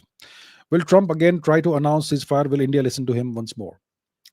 I think it's a distinct possibility, my friends, that by the time the sun is out tomorrow morning, India could be in possession of some parts of POK. Okay? I think it's a distinct possibility. This night is going to be a long night. Forget about 72 hours. What's the time right now in India? It's 10:12. So about 8 hours to go for sunrise. Maybe 7 hours. In 7 hours, my goodness, who knows what will happen? It's possible that the border will change by tomorrow morning. And I think Trump should let this happen. Vidhi says, will Mr. Modi undo the mistake of British agent Nehru and declare Balochistan Indian territory? If no, and why? We are the same civilization when Baloch gets independence soon. See, we are the same people. We are the same blood. The Baloch people are very similar to all the other people of Western India. Same blood. No question about it. But please understand this, my dear Indian friends, and everybody else. Blood doesn't matter. If blood mattered, my friends, then Greece and Turkey would never be at war. Do you have any idea how much they fought in the past? Greece and Turkey are the same blood. The Turkish people, 99% of Turkish people are converted Greeks. If blood mattered, then the Turks would not want death to the Greeks, to the Greek people today. But they want Greece to cease existing. They want Greece to stop existing. Similarly, today the people of Pakistan, they may be my blood, my relatives, far away, distant relatives, but they want us dead. Most of them. I'm not saying all of them want us dead. Some of them are nice people. I even have some Pakistani viewers sometimes. And I wish them well. I have nothing against them. But the truth is, most of them wish us dead. Maybe 90% of Pakistan's population wants us dead. So then what do I do with the fact that they are my relatives, distant relatives, and same blood? What's the point? They are not our civilization. We are not the same civilization. Civilization is based on culture. They've chosen a different culture for themselves. We don't wish anybody dead, but they wish us dead. So I don't care if they're the same blood as me. I will defend myself and my people, and my country. And that's what Mr. Modi is doing. So Balochistan probably will not be declared an Indian territory once it becomes independent, and once Pakistan is broken up, it should be declared independent. It should be declared an Indian protectorate, and so on. There we have it. Saurabh says infiltration of terrorists in Jammu. Really? Is that what these guys want? My God. It's over for Pakistan. Dharma Teja says, why did the Chengdu Aircraft Corporation stock price shoot up and the Dassault stock price fall in the last 2 days? Does it mean that we lost a few Rafales to Chinese fighters? Is Karan Thapar right? Karan Thapar is a disgrace. Let me say that openly. Karan Thapar is a disgrace. I have no respect for that individual. Now, about the Chengdu, I've I've not actually gone and seen the stock prices myself. The media is reporting this, that, whatever. Listen, do we have a single piece of evidence of a Rafale jet which was shot down, or an Indian fighter plane which was shot down? Do you think that in today's day and age, where everybody has one of these things in their pocket, do you think you can hide it? If an Indian fighter plane would have gone down in Pakistani territory, it would have been all over social media, all over the Pakistani media, all over CNN, all over everywhere else. If an Indian fighter plane went down in Indian territory, India has millions of people. They would have taken pictures, that would have come out. You can't stop that. You cannot stop that. Nothing has happened. We have lost no Rafales. Okay. So I don't know. These stock prices, they are affected by rumors. Do you understand that? They are affected by rumors. Right now, I would like to see the stock prices of the Chinese weapons manufacturers. Which is the company that manufactures those Chinese radars and those Chinese air defense systems and those Chinese missiles that don't explode? The Chinese, they have been humiliated along with the Pakistanis. Right. So please don't give so much credence to rumors. Okay? It's not a good practice. Now, okay, let's see. Tushar says, do you think by providing loans to Pakistan by IMF, they may? So I've already taken this question, so I'll not take it now. But I'm just telling you, I've already answered the question like at least twice. Alu says, do we have a Pakistani pilot or not? Look, I am not the right person to answer that question. We may or may not have a Pakistani pilot or multiple Pakistani pilots. The government has not made any announcements or statements. I've heard credible sources, very credible sources, say that multiple fighter planes of Pakistan came down in Indian territory, etc. But look, I'll not speculate. Okay, now what did I just see? A million comments flying around, so I'm not able to latch onto a comment. Okay, I'll just take the latest comment, whatever it is. Everyone. Okay, what do we have? Are we taking Lahore in the next 10 days? I would love to. But I think we will focus on POK actually. Of course, taking Lahore would be great. I don't have anything against that. It is one of our ancient great cities.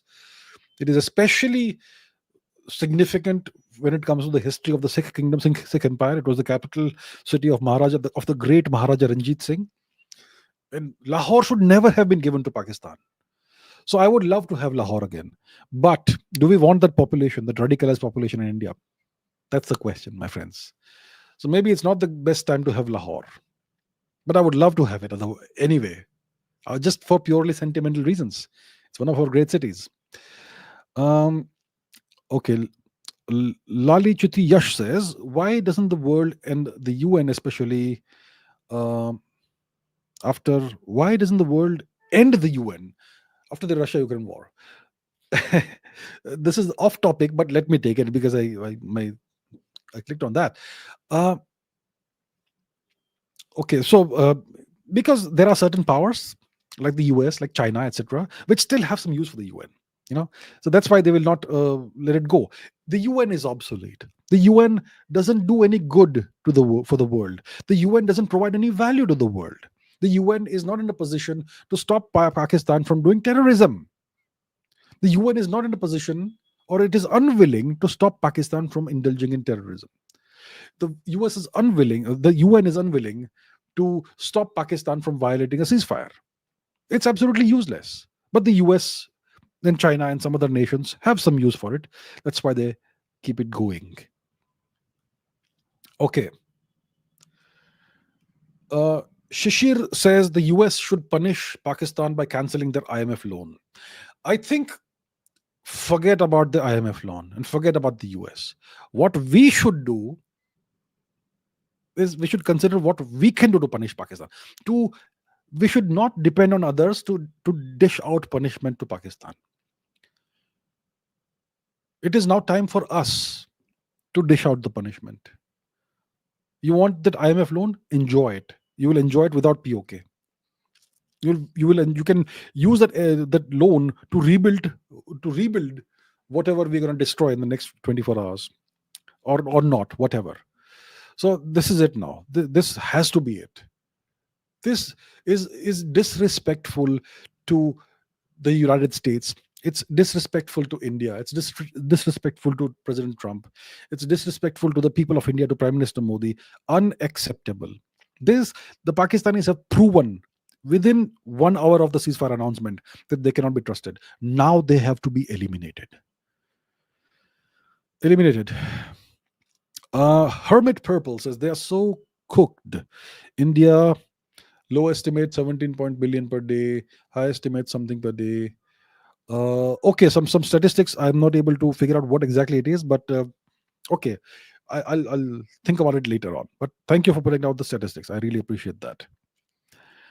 Okay, Sunita says Nagrota, intense terror activities happening right now.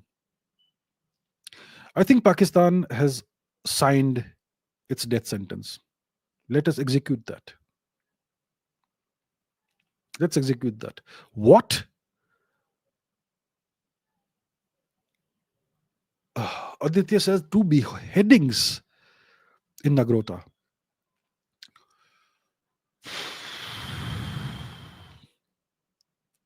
Okay, this is it. You cannot forgive these people anymore. This has to end now. My God. This has to end now. It will be a different world tomorrow morning, I think. Unacceptable. Unacceptable. This is unacceptable. I am usually not a very emotional person. I know how to control my emotions, but yeah.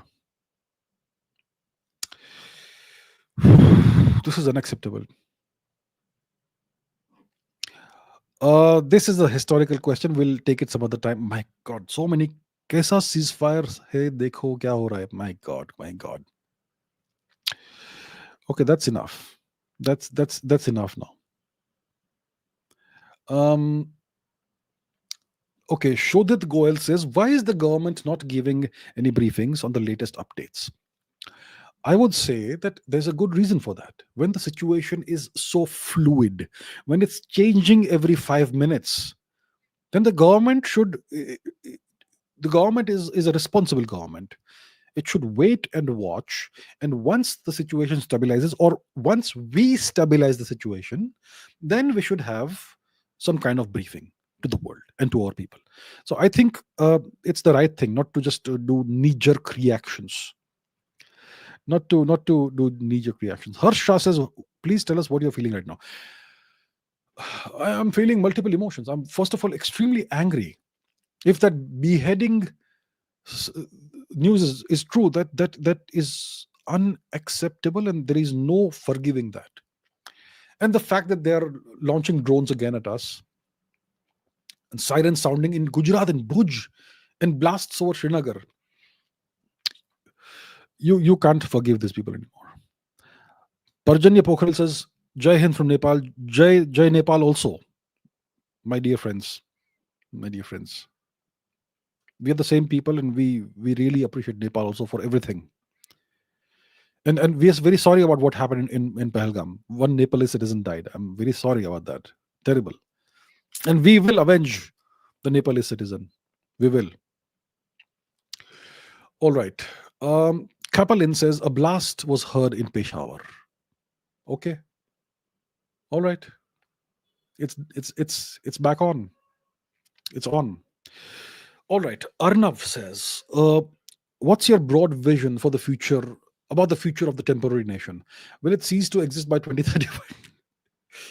I think there's a 50% probability that the map will be different tomorrow morning. I think there's a 80% probability that if it is not different by tomorrow morning, it will be different by the time 72 hours are out from today, from right now. So that's it. I don't have any broad vision for the future of the temporary nation. Done. This is it. This is the end of Pakistan. This has to be the end of Pakistan. We will never get another opportunity like this. You cannot just do a war when you feel like it. There have to be just causes for war, and we have been given the just cause for war. If we don't take it now, when will we take it? That's it. It's done. Russia takes over Ukraine, China takes over Taiwan, India takes over POK. Is there a deal as such? It would be nice if it was so simple. It sounds very, very, like a very nice pattern, very symmetrical, but I don't think it's like that. I don't think it's like that. Namaste Maharashtra says, can you please say what's the Nagrota beheading? It seems to have happened after I started the live stream, and I'm not, I don't know what it is. So I won't be able to tell you what's happening in real time. I'm getting the news on from the live chat over here right now, from what you all are putting on the live chat. I'm getting news from that. So I don't know, but let's see now. Let's see. Arshia Agarwal says, did Pakistan break the ceasefire to provoke, or because it feels backed into a corner? I think the Pakistani military is feeling absolutely, utterly humiliated by India, and they feel like the people of Pakistan will think that these people are no longer legitimate rulers of Pakistan, and that's why they're doing this. KD says, third course Bhavalpur being attacked by drones. Well, make them the zeroth core. Wipe them out. Enough of this. Rahul says ceasefire has already been violated by Pakistan. They've struck multiple missiles into India. Why would they do this? What do they have to gain? I think they have to show their people that we are capable of hurting India. Otherwise, we are no longer legitimate. So that's what. Okay, where was this? Unacceptable. Absolutely unacceptable. I completely agree with you. Abdullah says Pakistan POK, we need to take it back at the cost of any amount of pain. I would agree with my friend Abdullah over here. We have to take it back. Enough is enough. I completely agree with you. Chirag says, what should the local Indian public do to actually win the narrative war internationally? Can we play a role without being at the border? Absolutely.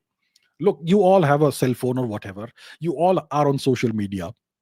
Every day, spend just 5 minutes a day reminding the world that Pakistan is the nation that harbored Osama bin Laden. They are the nation that created the Taliban.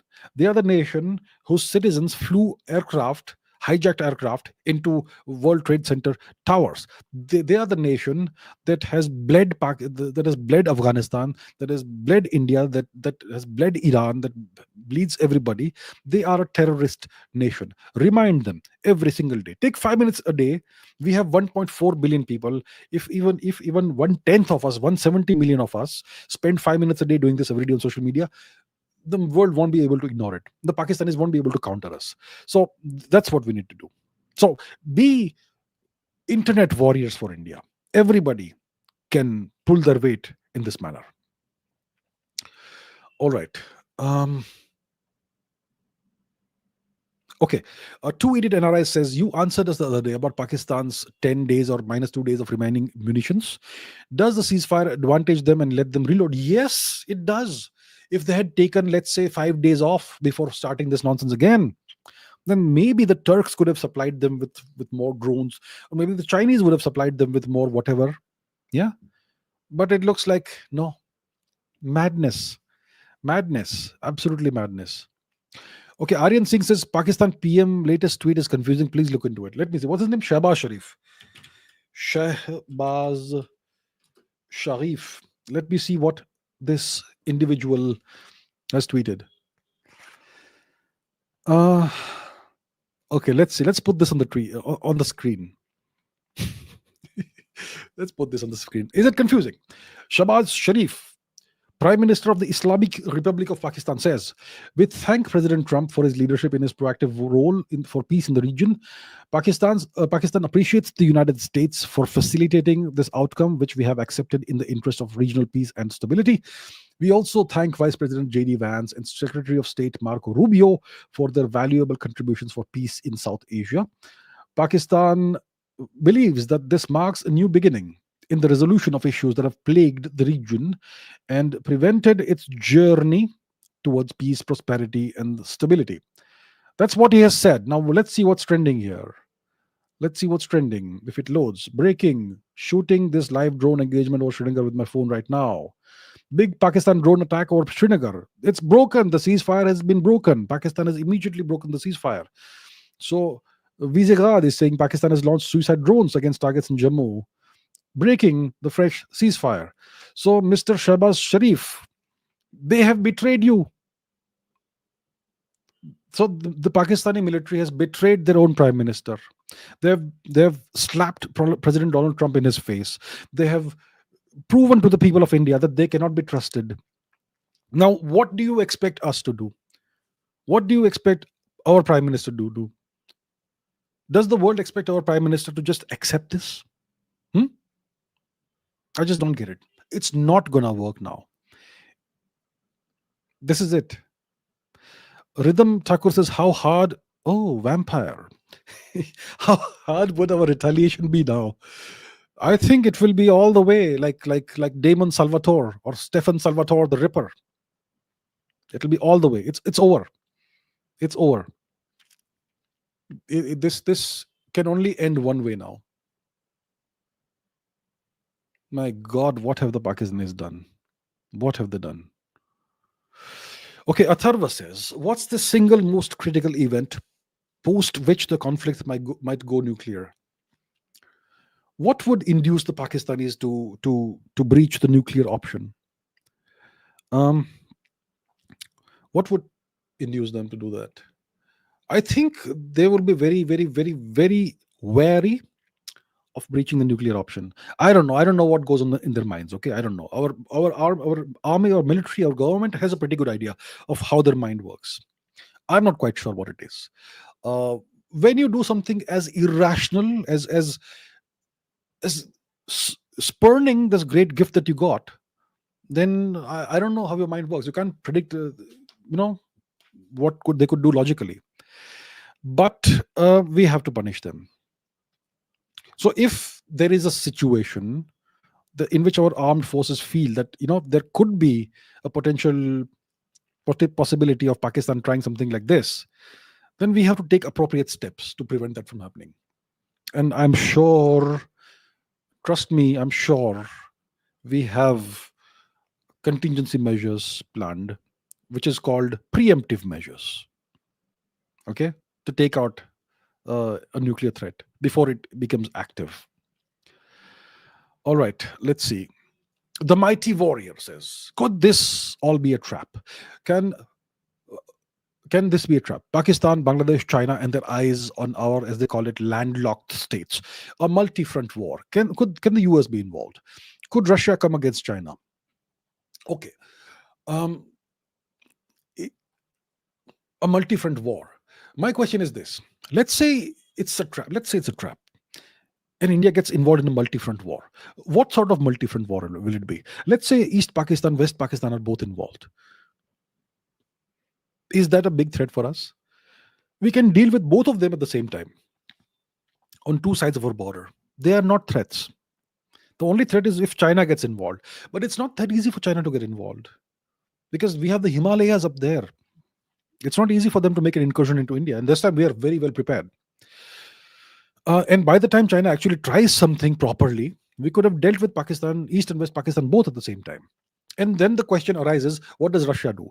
Russia will want to stay neutral and they would want India to win for their own selfish reasons and other reasons.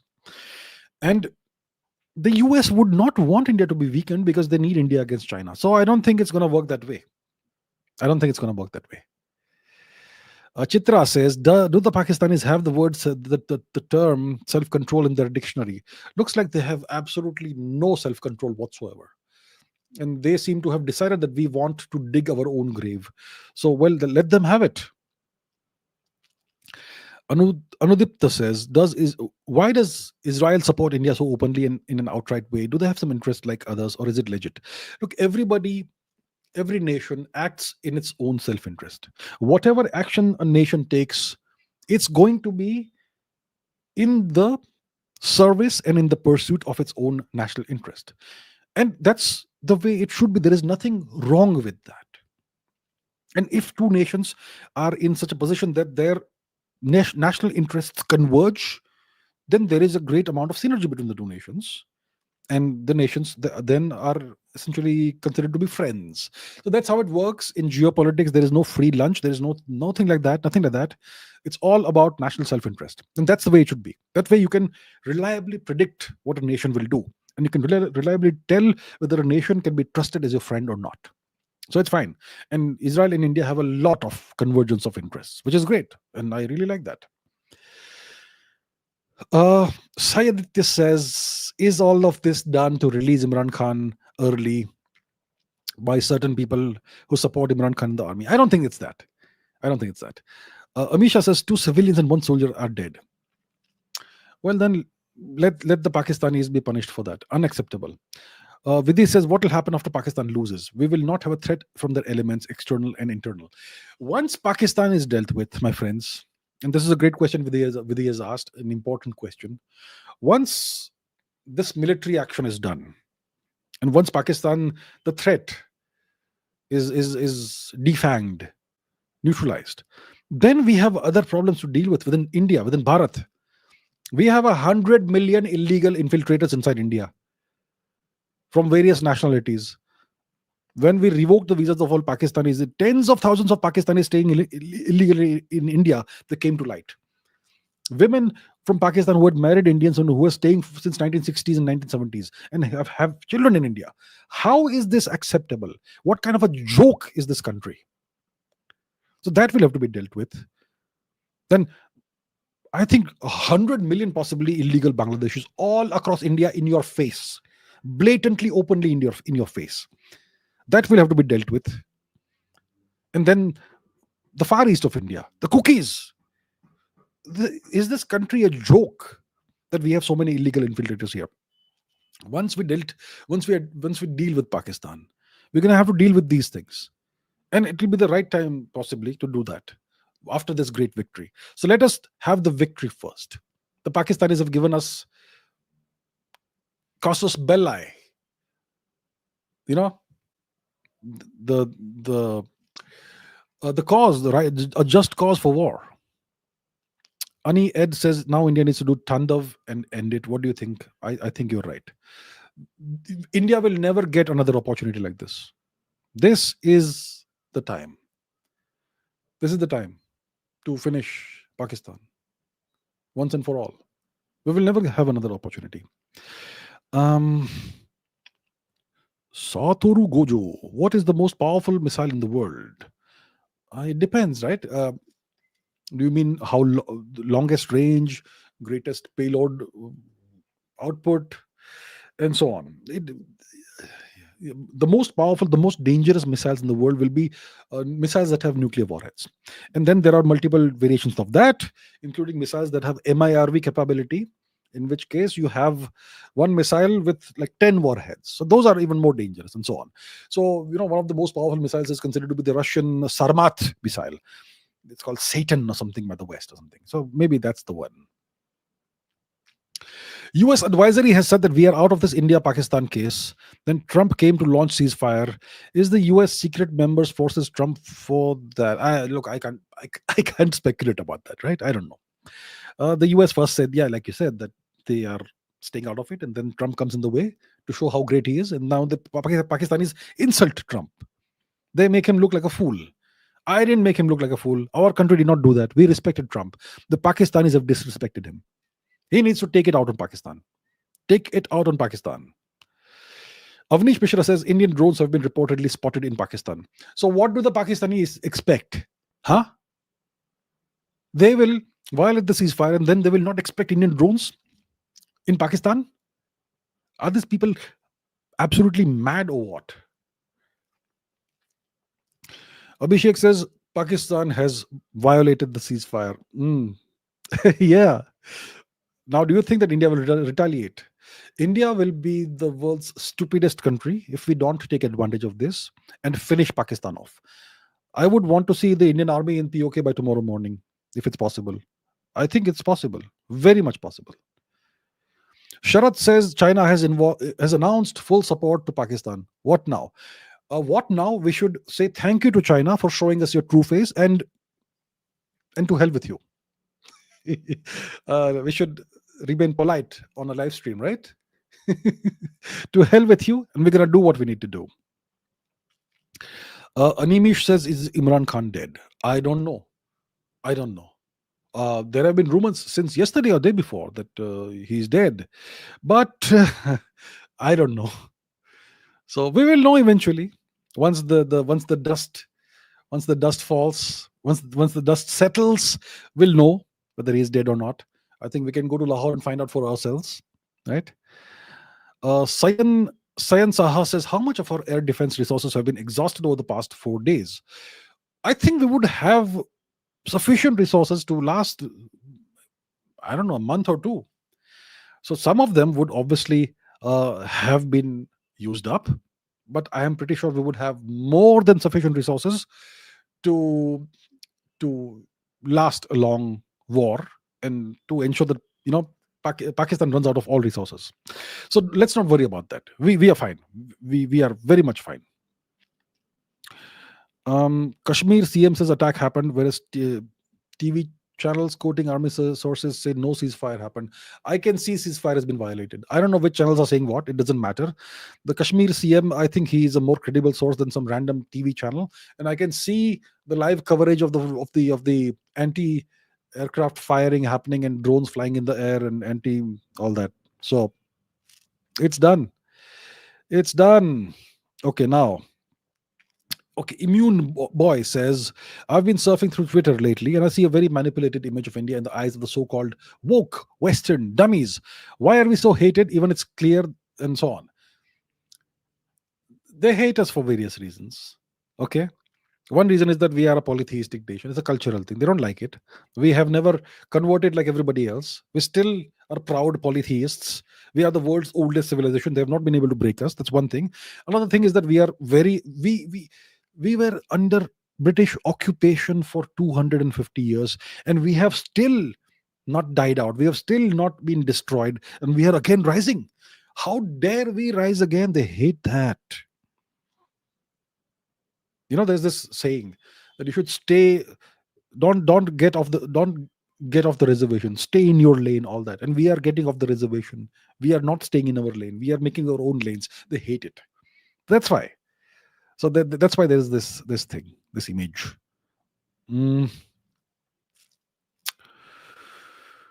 Okay.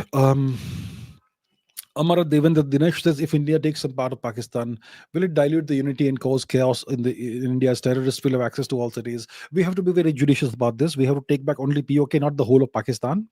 And when we take back POK, we have to quarantine the population for some time, and we'll have to do it very judiciously. I'm sure all the plans are in place. So we will have to be very careful, because you are right. The people, the citizens of these places, these regions, are all radicalized and they all hate us.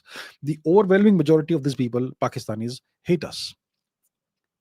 It is so naive to say that we are the same people and most Pakistanis have no problem with India. It's so naive. Dear Pakistani brothers and sisters, I know most of you want us dead. 90% of you want us dead. I know that. If you get a chance, you'll kill us. So let us not delude ourselves into believing that the two nations love each other and it's only politicians who have come in the way. No, it is much deeper than that. So we will see about that. All right. So what else do we have? Deutschland Warrior 2.0 says, how is India sovereign if India and the US have billions of illegal immigrants? I think only Russia, China, and maybe Israel are the only three sovereign countries in the world. So look, India is not sovereign. I know that we have illegal immigrants. The US has illegal immigrants. Does it make the US a non-sovereign nation?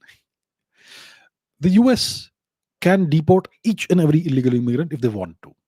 It was the Biden regime's policy to bring in illegals, to change the demographics and to have more voters, illegal voters. So that's not a loss of sovereignty, that's a state policy. Understand that.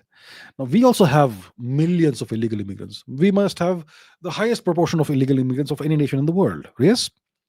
But we still, even today, if tomorrow the government decides we'll throw them all out, there is nothing those 100 million can do. They can cause some law and order problems for some time, but they can be dealt with by the state, which means we are sovereign. It's only if we are helpless, and even if we want to throw them out, we can't throw them out. That then it's a problem. So that's where we have it. Um, all right, what next do we have? Let's take some other questions.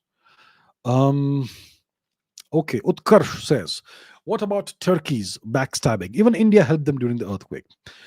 Right. So the thing is this. One second. Let me see something. I saw something interesting. All right. The questions are coming in just thick and fast. Anyway, the question is, what about Turkey? Turkey, yeah, Turkey. I'm not surprised with what the Turks have done. Not surprised at all. So we helped Turkey when they were in need. They had the series of devastating earthquakes. Well, when was it? Last year or whenever it was, a series of devastating earthquakes. And we sent teams of Indian doctors and rescue personnel, and we sent supplies to Turkey, medical supplies, other supplies, and so on, to the people of to help the people of Turkey unconditionally. We help them from the goodness of our heart. And what does the government of Turkey do in return? They help Pakistan. They stand with the terrorist nation.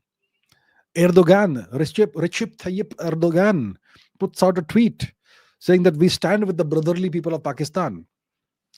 It's because Pakistan and Turkey are essentially the same kind of people, the same kind of nation, criminal nations. Both nations lack a history. Instead of a history, both nations have a criminal record. So there we have it. So, Indians, my dear friends, my dear Indian friends, brothers and sisters, please remember, don't forget the role that Turkey has played in this matter, right? They have supported our enemies. Imagine that. Ah. Um, Arjun Nair says the fight that we have been fighting for so long is physical, but the problem is the ideology also, right? How do we fix that? You fix that slowly. An ideological thing or a cultural thing cannot be fixed overnight. That takes time, which is why we cannot reabsorb Balochistan or Sindhu Desh or anything else immediately. We're going to have to have a slow process of de-radicalizing the people, which has to be done by reform, by changing the education system, and removing the influence of certain ideologies and so on. That takes time. That takes time. The Chinese have been trying to do that to Tibet for decades. They still haven't succeeded completely. They have been doing it very forcibly with full control over Tibet. They still haven't succeeded until now. They took Tibet in the 1950s. That's more than almost 80 years ago. They still haven't been able to sinicize the Tibetan people. So it takes time. Please understand that. All right, let's see some more questions. Aditi says the terrorists came disguised as our army soldiers. Well, that's, I think, something they did uh, during the Pahalgam attack as well, right? The Pahalgam massacre. They came dressed as army soldiers. Standard Pakistani practice. Standard Pakistani practice. Shameless people. Okay. Aryan says Pakistani drones in Srinagar. Okay, so what happens now? Foreign Secretary Vikram Misri is going to put out a video message shortly. Okay, we'll see about that. We'll see about that. Deutschland Warrior says, why did Indian air defense system fail for not being able to take Indian territory from Pakistani attacks through Turkish drones and Chinese missiles? What on earth are you talking about? The Indian air defense system failed? What are you talking about? I think you're living in a different universe. The air defense system has performed spectacularly. Last night they launched a ballistic missile at New Delhi. We took it out. We took out hundreds of drones. We took out hundreds of missiles. They've tried their best to hit more than 25 Indian cities. How many cities have been hit? What are you talking about? Okay. Antarit Datta Chaudhary says, if World War III begins in a few months after India Pakistan, which countries do you think will form the teams? What will be the aftermath of the war? Complete speculation. I'm sorry, I can't answer that question. What will the US and Donald Trump do now? I think they may try to again have another ceasefire, or to have a ceasefire version 2 possibly, or maybe Donald Trump gets angry and he will stop. I don't know. We'll see about that. We'll see about that. All right. Um, okay, so many questions, man. I'm not able to pick a question. It's disappearing. Okay, look, what is this? Vignesh says a Pakistan geospatial agency has partnered with a private US geospatial agency, and high resolution images of Pahalgam were purchased 3 months before April 22. Uncle's handprint all over it. Check the article. Uncle as in Uncle Sam. Yeah, it's possible. You see, these I'm aware of some such article that came out. I haven't read it, but it looks like they were doing proper background research on Pahalgam, and this was all very well planned and thought out. So, yeah, interesting. Now, okay. Animish says tribute to Manohar Parikar for getting us S-400 in Rafale. Thoughts? Manohar Parikar was a great man. He did so much to bolster our defenses, make us more Atmanirbhar, make us more, even if not Atmanirbhar completely, go in the direction. And he ensured that we purchase the right weapon systems. So yes, absolutely tribute to him. Even when he was in his last days, when he was about, I mean, when he was terminally ill, even then he was working towards this. So really great man. We should be grateful to this, for what he did. Okay, now what else do we have? What is going on? US and China start talks on easing trade. Is there any connection? I don't know. We'll see. We'll see. It's too early to think if there's a connection between the US China thing and what's happening here. Essentially, everything is interconnected. But is the latest ceasefire violation and the end of the ceasefire something to do with China? I'm not sure. All right. Okay. Um, why is Maulana Munir so obsessed with face saving even by defying? Okay, Arsh Dogra, Arsh Dogra, even by defying US's intervention. I don't know. It's madness, madness. Or maybe the Chinese are asking him to do it. I don't know. If the Chinese are paying him more money, then maybe he will do what the Chinese say. Possible. Bobby, good to see you again, sir. Is this just a distraction for something else? It's always a possibility that this is a distraction for something else. But what it could it be a distraction for? That is the question. In case this is true, what you are saying. So we'll have to see. We'll have to wait and watch. And as more information comes out in the public domain, we'll be able to see whether it was a distraction for something else. All right, we'll see about that. Amisha says Ajit Doval and Chinese foreign minister hold talks. All right, there's no harm talking to everybody. We'll see. Proud Indian says, is it a Chinese strategy to make India engage in war so that foreign goods manufacturers are brought back to China? It could be. See, it could be that way. So the Chinese will certainly benefit if this situation drags on for months. If Pakistan becomes India's Ukraine, it will be great for China. But if this situation is over in the next 10 days, and then Pakistan no longer exists, then the neighborhood becomes super stable, and that's the worst possible thing for China. So the Chinese would love to have the situation go on forever. And it is in our interest to put an end to this on our own without depending on the US or somebody else.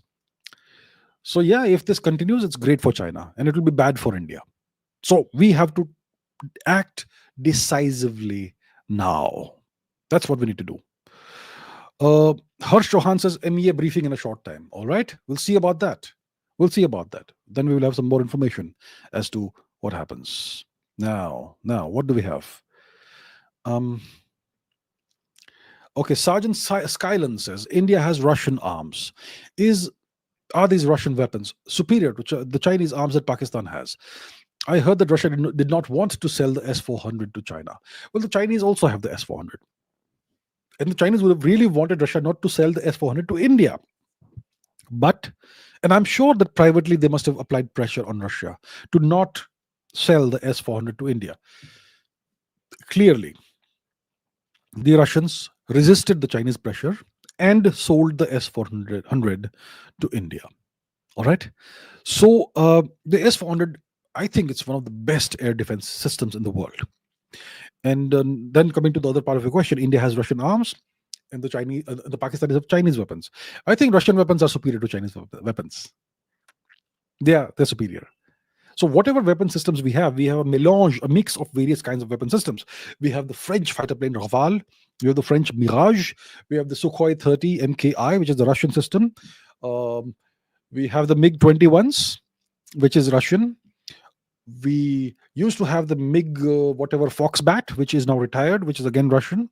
We have the Tejas, which is mostly Indian. Then we have guns, Bofors guns, which are Swedish. We have other guns that are Indian. We have the Akash system that is Indian, with the Barak, which is Indo-Israeli. I can go on forever. So we have a melange, a mix of things.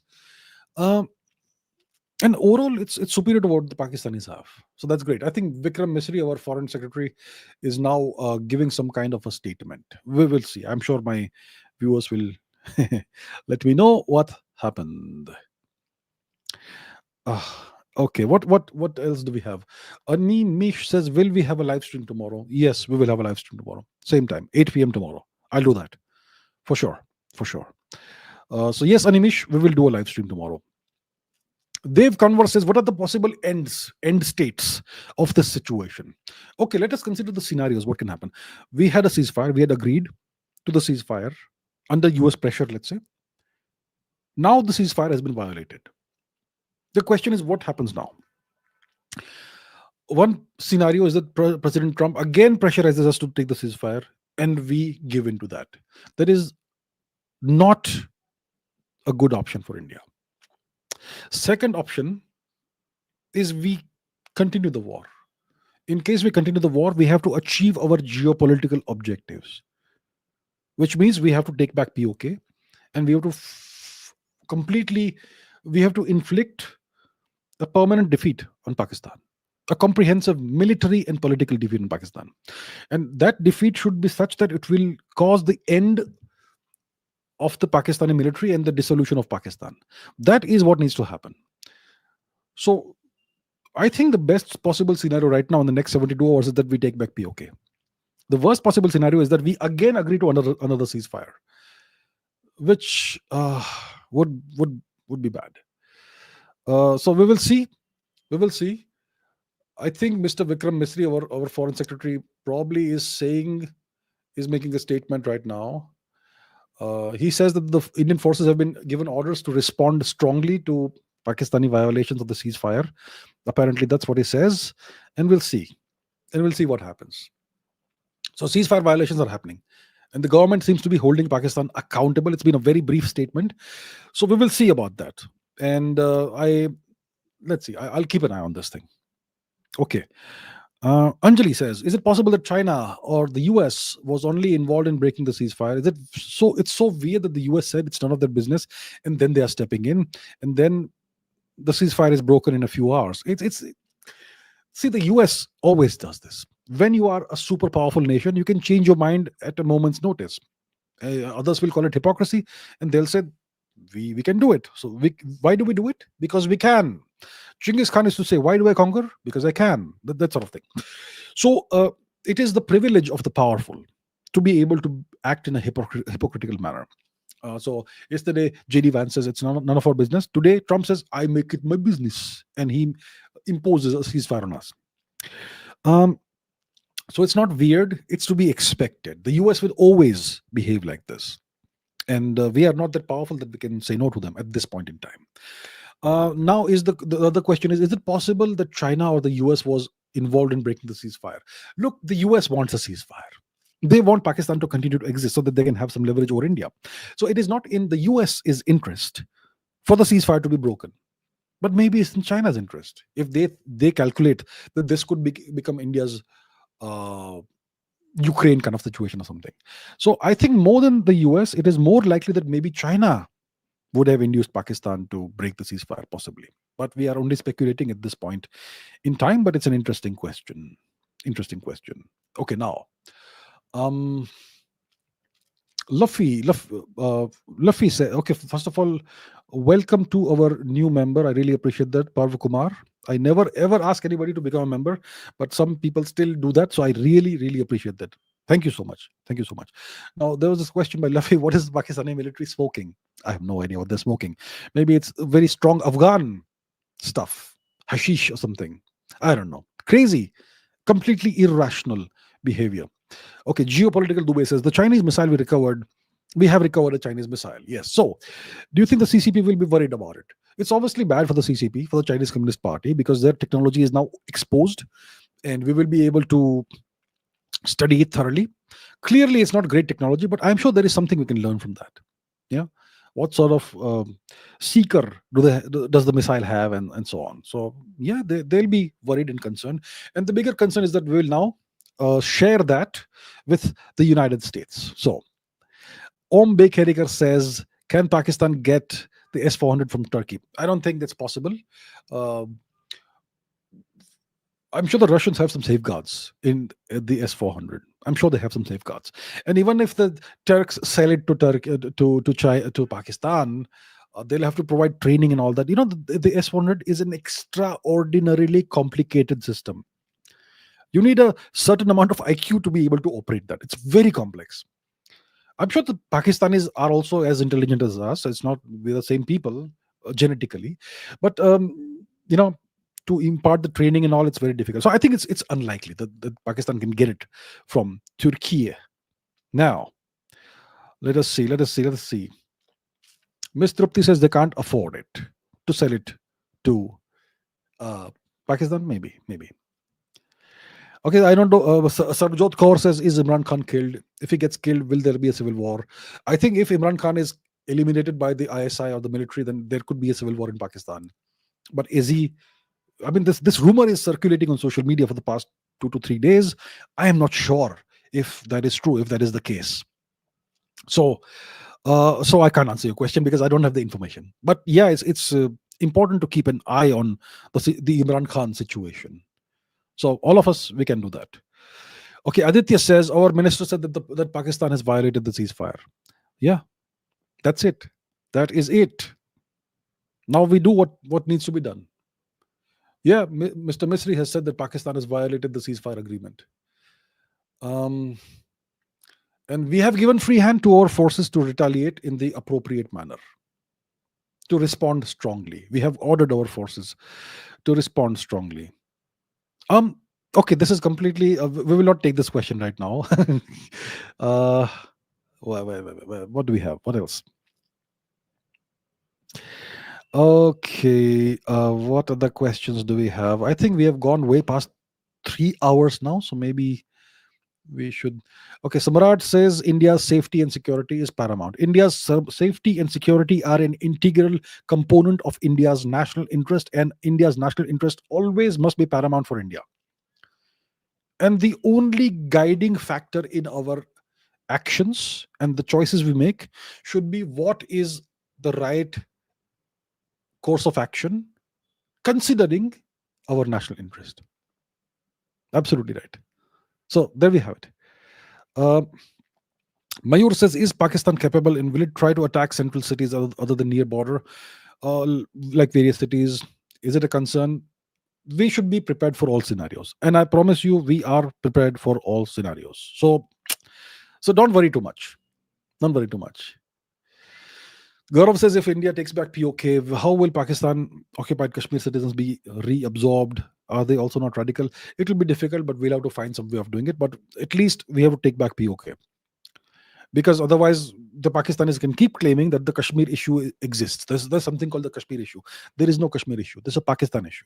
So we have to take back POK to end this nonsense of the so-called Kashmir dispute. Right. So now some people are saying, what are they saying? One second. Where is it? Okay. Soma says, we just did a MEA conference which made us look weak. Look, people. Look.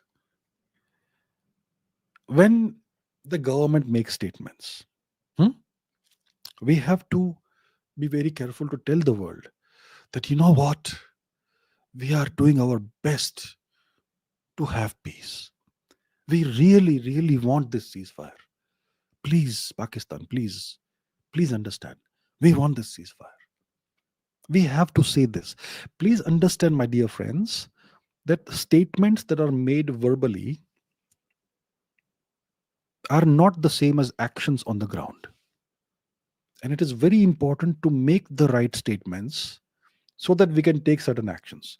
So if we tell the world that we have tried over and over and over again for a ceasefire, hmm, and then eventually we go and take POK, then we can tell the world we tried our best. We tried so many times, but these people didn't give us the opportunity. But if we make a very strong, aggressive press conference, then the world can paint us as the aggressors. Please understand this. Please have a little maturity, my friends. All right. Okay. Um, so please take the statements that are made diplomatically with a few grains of salt. Please understand there are multiple considerations and multiple layers here. Sangeet is very upset. Historical blunder. Wait, wait. Have some patience. Let's wait and watch. Um, Pragalb says, "Is this not enough to declare war?" Yeah, we will declare war when the right time is going to come, maybe at 2 a.m. in the morning or something like that. We'll see about that. uh, we shot down an F-16 aircraft. Can we examine its engine? Of course we can examine whatever is available at our disposal. If it's not completely damaged, we can examine the engine. We can do something about it, right? But the government hasn't officially announced that we have taken down F-16s. We don't want to um, um, we want to be considerate about the feelings of our American friends, and we don't want to embarrass them. So yeah. So Nihar says India hasn't called off the ceasefire. You see, we should not call off the ceasefire. We should say over and over again, we are still trying for the ceasefire. We are trying for the ceasefire, and so on. Okay, now where was this question? This is 1 second. Oh, I was trying to pick something. Where is it? Okay, here. Chandra E. Chaudhary says, how can I see if my question got answered? I asked on chat and went offline for a bit. You can see it when you see the replay of this live stream. But I'm not sure I've taken your question. So instead of asking this, you should ask the actual question. Okay, anyway, you can try again because there are so many people who are asking questions. I'm getting like 100 questions a minute. So it won't be possible for me to take everyone's questions, unfortunately. Ayush, where is it? Gone. Question is gone. Very, very, very rapidly, it's going away. Arithro says, now does taking POK means clash with China as CPEC and China Afghan alternate route goes through POK? Please take my question. Also show on the map. Okay, where's the map? Where's the map? Here is the map. Okay, now the question is POK. And what does China do about it? So it will all depend on the rapidity or lack of it in which we take back POK. POK is these places. See, Skardu, Hunza, Gilgit, all of this is POK. Now, that is our territory, but it's currently illegally occupied by Pakistan, and it makes sense for us to take it back. So, the question you're asking is, what does China do about this? It all depends on how quickly we establish our hold on POK. First of all, you have to enter POK, defeat the terrorists, Pakistanis who are holding it, and then once they're defeated, you establish your command and presence and hold over it. So that takes some time. The faster you do it, the less China has a chance of stopping you. So that's how it goes. Now, what else questions do we have? Okay, Chandra E is back, asking why all other countries' intelligence agencies do not stand up to India and own up that, yes, we know that India hit terrorist locations only. It's because every country has its own self-interest, and they don't care about the interests of others. And most countries don't want India to rise too much, especially Western countries, because they're jealous because of the history. So, you see, the world, we think that the world operates on the basis of Satyamev Jayate. It does not. Everybody looks out for their own self-interest. Nobody gives you a free lunch. Nobody helps you out for free. If you want some help from them, they expect something in exchange, in return. So all the other countries' intelligence agencies may have the information that India is the victim and Pakistan is a terrorist nation. But does any country say that? Does any Western country acknowledge the fact that the Pakistanis are terrorists? They don't, because there's no need for them to do it. and they don't want to help India out. They're jealous that India, after all these centuries of foreign occupation, is still not dying, and we are actually rising now. They don't like it. The West wants to remain the number one entity in the world. They don't want any Eastern nation, any polytheistic nation, a nation like India to rise. So why will they help us? They won't help us. Please understand that that's how the world works. The whole world will ask you for proof, proof, proof. Okay, I saw a question about Aksai Chin somewhere, but it disappeared because the questions are flying so fast. Okay, I'm going to take a couple more questions and then we will be done. Siddharth is super angry, don't know what to do. How to channelize this anger on Pakistan? What can a normal citizen do? If you are super angry, you want to take it out somewhere, then go on social media and put out the facts about Pakistan. Do it every day. Right? Pakistan, what is its track record like? The nation that harbored Osama bin Laden. He stayed in that nation for a decade. Right? Put out all these facts. They are the nation that created the Taliban. They are the nation that sent terrorists into Mumbai 2008. And Kasab was caught alive. That's why we know it, and so on. So take it out on Pakistan on social media. There's no need to be abusive. There's a nice way to do it, and so on. So let me take one more question, and then we will end today's live stream because it's way past 3 hours. But we will continue this tomorrow. So, right, okay. Okay, Abhirup says, is Pakistan of significant interest to USA? Yeah, all that. So yeah, the US still sees some value in Pakistan as some kind of leverage over India. As long as Pakistan exists and it's a nuisance, they can always blackmail India with Pakistan, or they can say to India that we'll make Pakistan behave, but you do this for us, that sort of thing. Right. So now, okay. All right. What else? Shall I take any more questions?